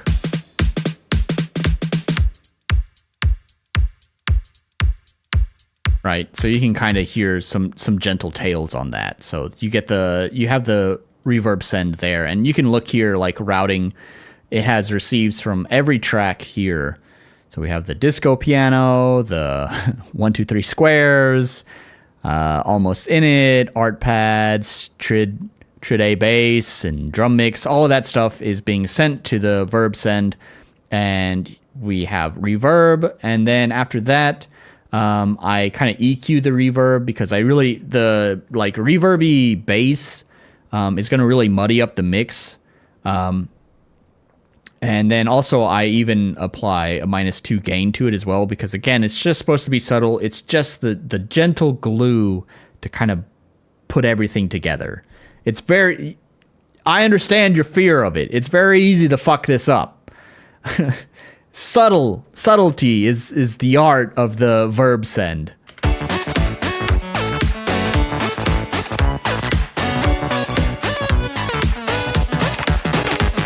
So like even here, maybe the piano is it panned at all? It is panned to the left, but a lot of the width itself, look, I even have another one down here. Did I do more panning? No, but I narrowed its width. What, I did pan it. Yes, I did. Sometimes I don't know what I'm doing with these effects chains. I don't know why there are two of them there. I think this is the handle the reverb. And yeah, it's the handle. So this panning is just the handle the individual sound itself. But then after that, I apply some reverb and some delay to it and some more reverb. Nolan and Meg got me doing the verb bus. I got Meg doing the verb bus because I had a whole dedicated live stream where I was just teaching her and I taught her about the verb bus. So yes, she has taught you because I taught her, my Padawan. Anyways, so I believe that the extra panning here is to kind of manage all of the widening that has happened post this panning. So anyways, but still, once again, you know, I'm not panning anything like crazy hard to the left or right. Everything is still being within like a 20-25% pan left or right, you know. I'm not going super fucking crazy with it. Just enough to kind of give a little bit of space to the instruments. Yeah, you linked it for me, remember? I don't remember, but sure. I'm glad it was worth it. And even still, like, I'm constantly learning, right? The thing is with music production, I've done it a long time, so I know a lot of these things, but it's always been kind of self-taught, you know? So it does make me laugh, and I guess it's a little bit of an ego boost. There's been a number of times when YouTube has, like, recommended, like, mixing channels to me. Number one, this is a complete aside, but I fucking hate their fucking clickbait titles, like 5 mixing tips you must not ever forget, or whatever, dumb shit like that. And I click on these things and I check them out, and again, it's like an ego boost. It's like I've never had any formal education in any of this kind of shit, but just because I've been doing it so long and I've been figuring it out on my own, is I watch these videos and it's like, yeah, I knew that. Yep, I knew that. Yeah, I knew that. Yeah. So I wind up not watching these, but still, that's not to say that I know everything. I'm not here saying I know all about mixing. That's definitely not true. That stream that I did for Meg, there's definitely a lot of things from back then that I don't know how much I would agree with myself now, because basically every song that I write, I've learned something new about the mixing process. I am still learning and growing with the mixing process. It is an ever-expanding art form. So I'm not here to tell you that everything I've told you is 100% accurate, but I am here to tell you that these are the things that have worked for me. So anyways, with that being said, I just kind of wanted to give Mr. Wrath of Wood some ideas here for how to possibly mix. We have these... now, this is the disco piano. The disco piano is kind of interesting, but we're not going to talk about that right now. We have the 1, 2, 3 squares right here. Which, again, has some width on it because there's reverb and stuff as well. There's reverb, and it's also going into the verb send.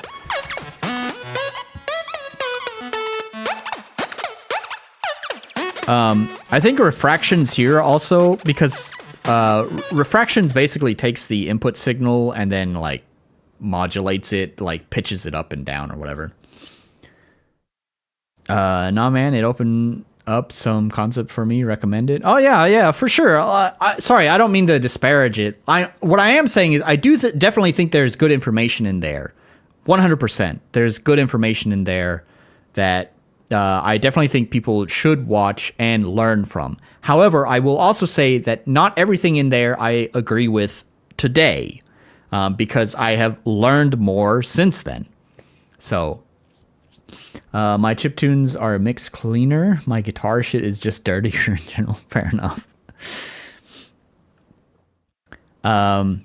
So anyways, refractions add some stereo width to it. You have delay effects and you have reverb that all adds width. And then I also have, actually not, it's partially mono. You can see that I brought the left pan in by about 10% and the right pan in by about 10%. So it's like 20% mono. And then I also applied width reduction of another 10%. So you could say it's like 70% mono. Yeah, 70% mono.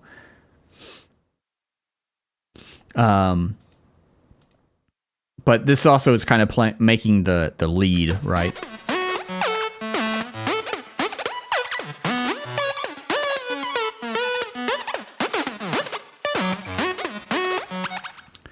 So, yeah. And was there any other things I wanted to point out? I don't know. This one actually had a relatively simple mix to it. I think all of the instruments kind of played their part pretty well. There's nothing I need to really kind of like try to make room for, because everything kind of had its designated section in the frequency spectrum. So it wasn't really a complex mix to have to make, major adjustments or do weird like side chaining things or whatever to get things to sit in there. Everything just kind of worked itself out. But it's, I guess, my main point, because one of the things that kept cropping up definitely was like the stereo width. Like you definitely should be using EQs more as well in your own stuff, Wrath. But in addition to EQs, you should also try to use the stereo space a little bit more as well. Don't be crazy like the sound engineers in the 60s who were hard panning shit, hard left and hard right. Like I said, I apply a modest amount of panning, and that's all that's necessary, just to kind of create a little bit more space and a little bit more definition. A lot of the space gets added thanks to stereo effects such as delay and reverb, chorus effects, or whatever. You do that with your guitar, by the way, because we saw that when we were listening to your album. You just kind of need to use some of those stereo effects as well on the other instruments, not necessarily drums, but your synths. Synths definitely like that kind of stuff anyways. Like, we were just listening to the bass and the square waves. And they definitely really like having all of that, all those effects applied to them. Where's it solo?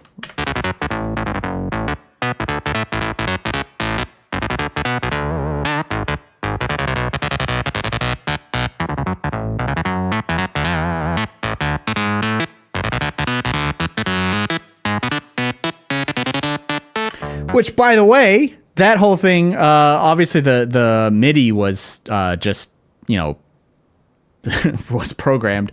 But all of there's twisting of the cutoff knob, and again, waggling the vibrato, the pitch shift lever as well there is in that section too. Because it's fun to perform that stuff. Mid-frequency stuff tends to like hard panning IMO. Sure. That's not really anything I've really tried. To me, I don't really like that hard pan sound. I brought this up earlier, where like when you want really wide sounds, wideness is created by the contrast of the narrowness. So, I like having wide sounding mixes, but you can only achieve the wide sounding mix by having, ironically, a narrow stereo mix. So like whenever I really want something to sound really wide, I wind up with most of my instruments being fairly center, so that way that one instrument that I want to feel really wide will be really wide, because the wideness is created by the contrast between the two. Just because the plugin says it's 200% wide doesn't mean it actually sounds that way to our brain, right? So that's one of the reasons why I just don't really hard pan a lot of shit, is because I'd rather save that space for something that I think deserves to feel wide. And wideness is great for like pads and I don't know, swelling full sounds in my opinion. Like I think here I have this pad, which, oh, there it is.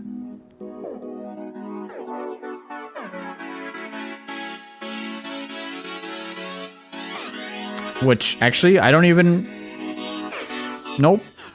really do anything to make it wide.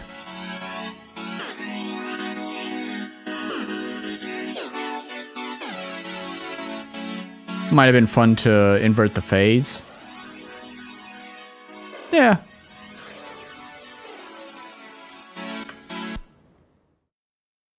Eggs and bacon are great when hot and panned. Sure enough, I agree with that one. Anyways, yeah. I don't know. There's that previous stream that I did for Meg quite a while back. I'll link it again in my Discord, and then for the people who are watching the VOD, I don't know how many people are going to make it this far in, because this is definitely way, like, the last music stream that I didn't really get that many views on, so I also suspect I wouldn't have that many views on this one either. But anyways, I guess for anyone who did watch this far, I will include that VOD down, the one that I did for Meg on mixing techniques and stuff. I'll put that in the description. And Wrath, I'll also drop it in the Discord again if you want to watch it. It is a VOD, so it's quite long, but you know, there's valuable information. But again, I also just want to reiterate the point that was recorded. I don't know how long ago it was. It's maybe almost 2 years now. Maybe. I think so. And so there's definitely a lot of things I've learned since then that I don't know if I 100% agree with everything that I talked about in there, but it's still very good information, especially for, you know, starting out with mixing and stuff like that. So showing you like a finished song here is helpful, but I think that stream probably is more helpful. So anyways, and it's starting to get late here, and I do have plans tomorrow. There's one more thing I wanted to talk about before I wrapped up, and it's funny because most people are probably not going to hear this. This was like private stream that Slotty allowed me to watch. So there's one more thing I wanted to talk about. So I didn't stream last weekend. Let me tell you guys, it's been rough here. This has been a shitty fucking year. I don't want to go into like personal details about my life, but let me just say it's been not great. It's not been great.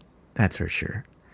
There was some more drama after there had been some other drama earlier this year, as well as even more unfortunate drama even earlier this year. And then sure, we'll just say also my dad died. You know, it's been over a year now since then, but you know, that's in the past 365 days. And my dad's death has also continued to linger on with other stuff that he left behind for us to take care of. Anyways, doesn't matter. It's just been a shitty fucking year. And yeah, so with that recent drama, you know, I was definitely not in the mood to stream last weekend. Actually, last weekend I wound up going out with some friends to cheer me up and say it's gonna be all right, man. You don't need to jump off your balcony just yet. You still got some hope left. Maybe someone will realize that you can make some pretty good music eventually. Maybe. So, I went out with friends last weekend, so that's why I didn't stream. But even if I didn't go out with friends, I probably would not be in a good mood to make an entertaining stream last weekend. And actually, because of all of that stuff, I kind of wanted to take a moment to self-reflect, I guess you'd say. I have a friend who lives in the Tokyo area, so I'm going to go visit him. I'm actually staying in Tokyo for a few nights, which will also happen to be, during Saturday. So I won't be able to stream next weekend. But I had previously, actually, you guys actually already saw it. I've previously edited a few of my past streams from nearly a year ago. I have a pretty interesting one that I've cut up. I think you guys will be entertained by. Slotty, you might not even been watching my streams at that time. I'm not really sure. I don't really remember when you started watching. But either way, it's been a while since you guys have even seen that stream, and I've cut it up into a more digestible piece of content. I'm going to go ahead and upload it that weekend so you guys are not lonely without me. So you go get that. It will be a repeat piece of content, but in a more digestible format. And then when I come back, obviously I'm in a good enough mood to stream today. I would probably be in a good enough mood to stream next weekend, but I'd already made my reservations. But whenever I come back, I think the weekend after that, we'll see about streaming again. I do have some more plans that will happen in June, but I think that still leaves at least 2 weekends before I'll have to take another break. So let me see what happened here. A week or two ago, my car broke down, and I'm a little broke now because of it. Do what you gotta do. YouTube homies will be there whenever you come around. Yeah, I know, but it's and also, yeah, I agree with Slotty. It sucks about the car. Man, it's one thing I definitely... Sorry, this is not to rub salt in their wound, but I guess it kind of comes off that way. I definitely love living in Japan because I don't have a guitar. I do have a guitar. It's right, it's right there. I don't have a car, nor do I need one.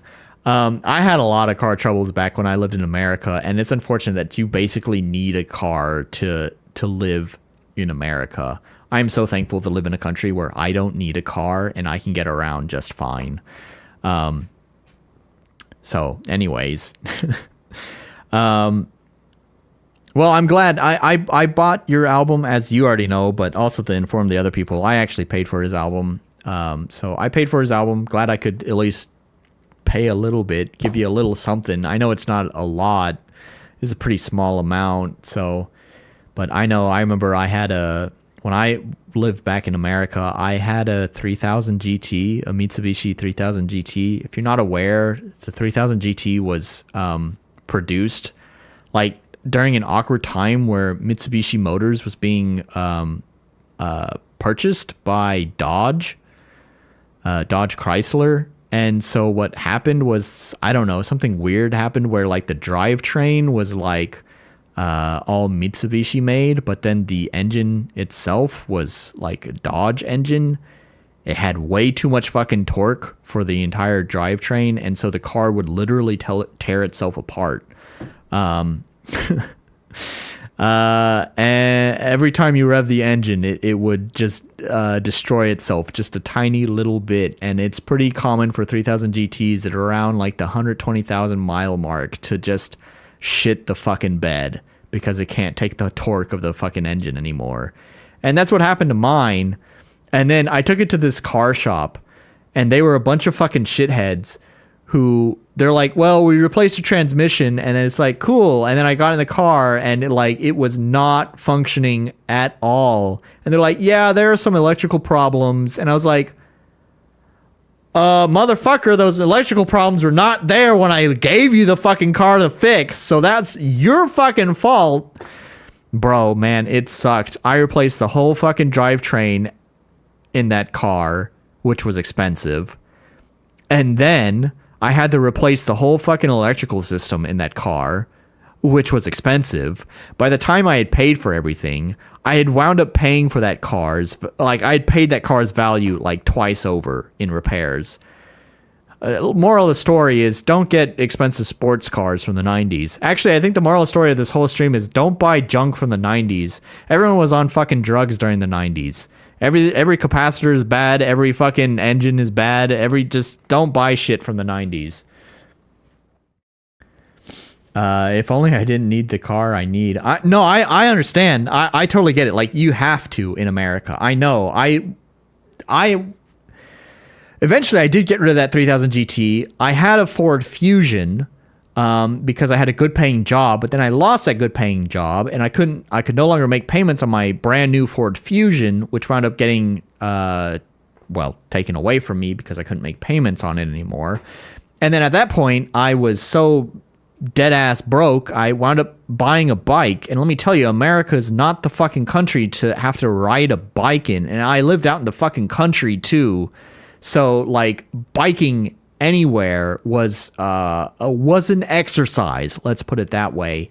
Not to mention all the assholes on the road who just fucking hate bikers for no fucking reason. And it's like, first of all, asshole, I'm riding the bike because I have no other fucking option, jackass. I'm not like some, self-entitled fucking biker. I'm riding it because it's my only fucking option.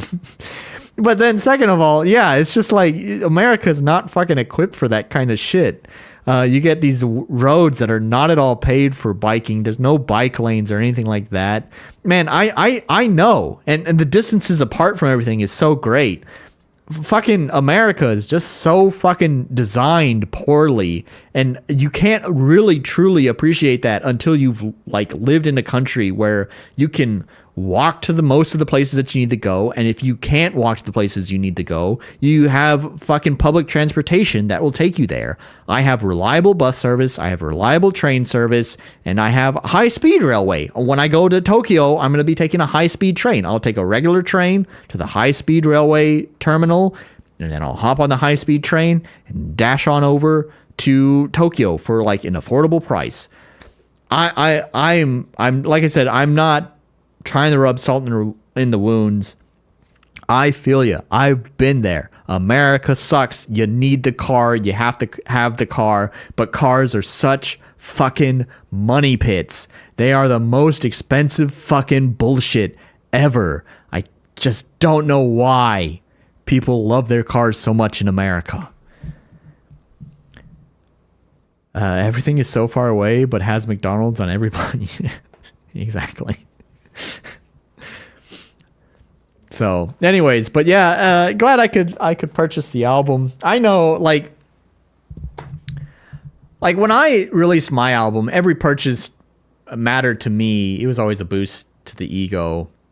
I don't know if you've listened to my previous album. I feel like it might be something you like. It's definitely a more challenging listen for some people, but I think for Wrath of Wood, it feels like the right type of thing that you might be able to appreciate. Because my previous album was an industrial, like heavy saturated synth kind of thing. There was no guitar because I wasn't a guitarist. I'm not really much of a guitarist now either. but there's vocals in there, and I think Greg did a great job. So. Oh, you listened to some? Well, hell yeah, brother. It's a lot different than a lot of the stuff that I'm doing for my game soundtrack. No. The microwave song. No, that was the newer album. That the 3 block rockin' beats for summer right there. I got them right there. Oh, you can't see them. There they are. I got them right there. But no, that was just like a silly little thing that I had done. The album Believe. Here.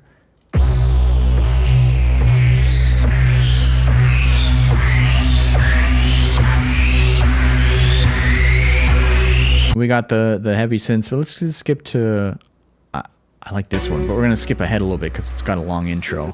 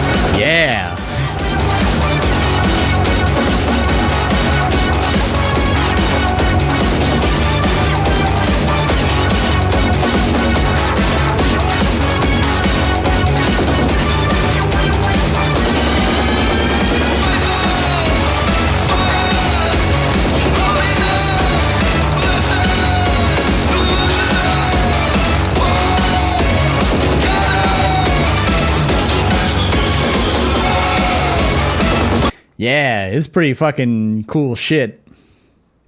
I swear I listened to this on one of my streams. This is on Bandcamp, right? Yeah, it's on Bandcamp.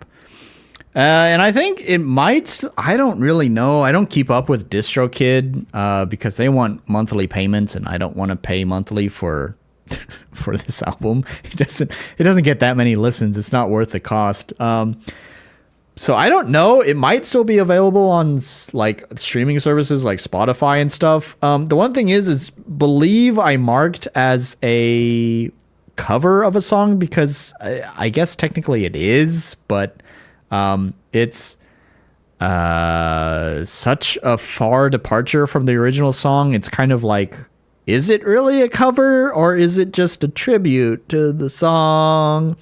When I released the album through DistroKid, I marked it as a cover, which means I had to like pay an additional monthly fee for rights to stream the cover song, to have rights for the cover version. But I didn't want to keep paying for that. So I think if the album is at all available on streaming services, it might not be the full album. It might just be tracks 2 through 5 because Believe itself is a cover of the Chemical Brothers' Believe.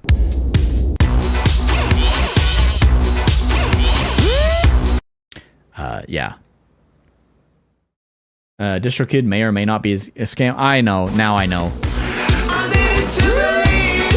I needed to believe. So, like, I borrowed the lyrics, but I think a lot of the song is other than... And the lyrics are so simple. It's like, I need to believe in something. I need you to believe in something. Like, it's so simple, right? It's just kind of those lines over and over again that it's kind of hard to say whether I'm covering it or just tributing to it. I even added new lyrics to it, right?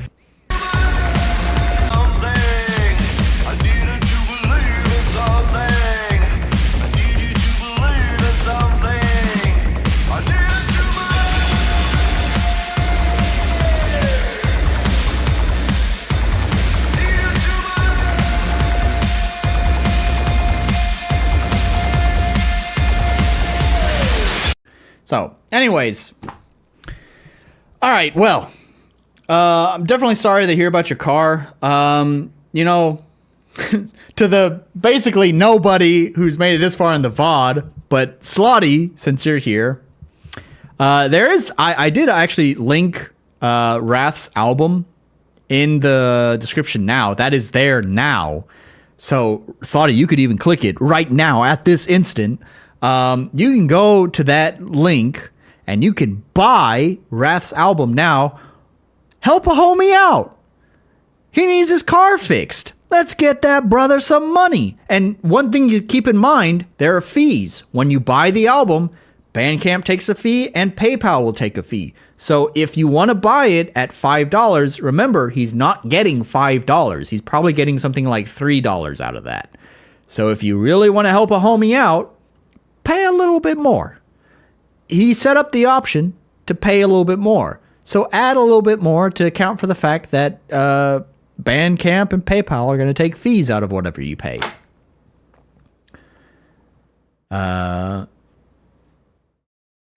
Click now. Maybe refresh, then click. You use the words. It's different. Yeah. It's pretty far different. And like I said, also, I even added a new verse to it. So it like uses the I need you to believe part, but then later on, I need you to feel something, I think, gets added.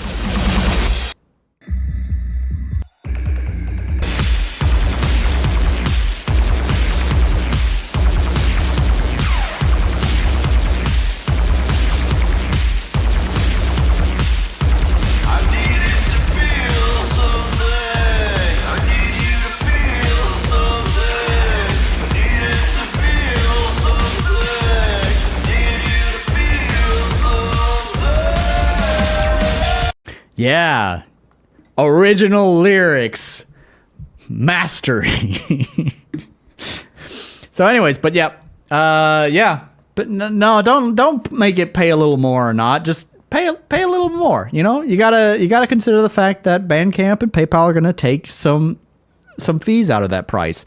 Bandcamp occasionally does once a month they will do Bandcamp Friday, where they will not take any fees from purchases. However, PayPal will still take fees from any purchases. So it's still not going to be 100% of the revenue goes to the artist. It's going to be 100% of the revenue is going to go to PayPal. PayPal is going to take out their fee, and then the rest of the revenue is going to go to the artist. So there's that.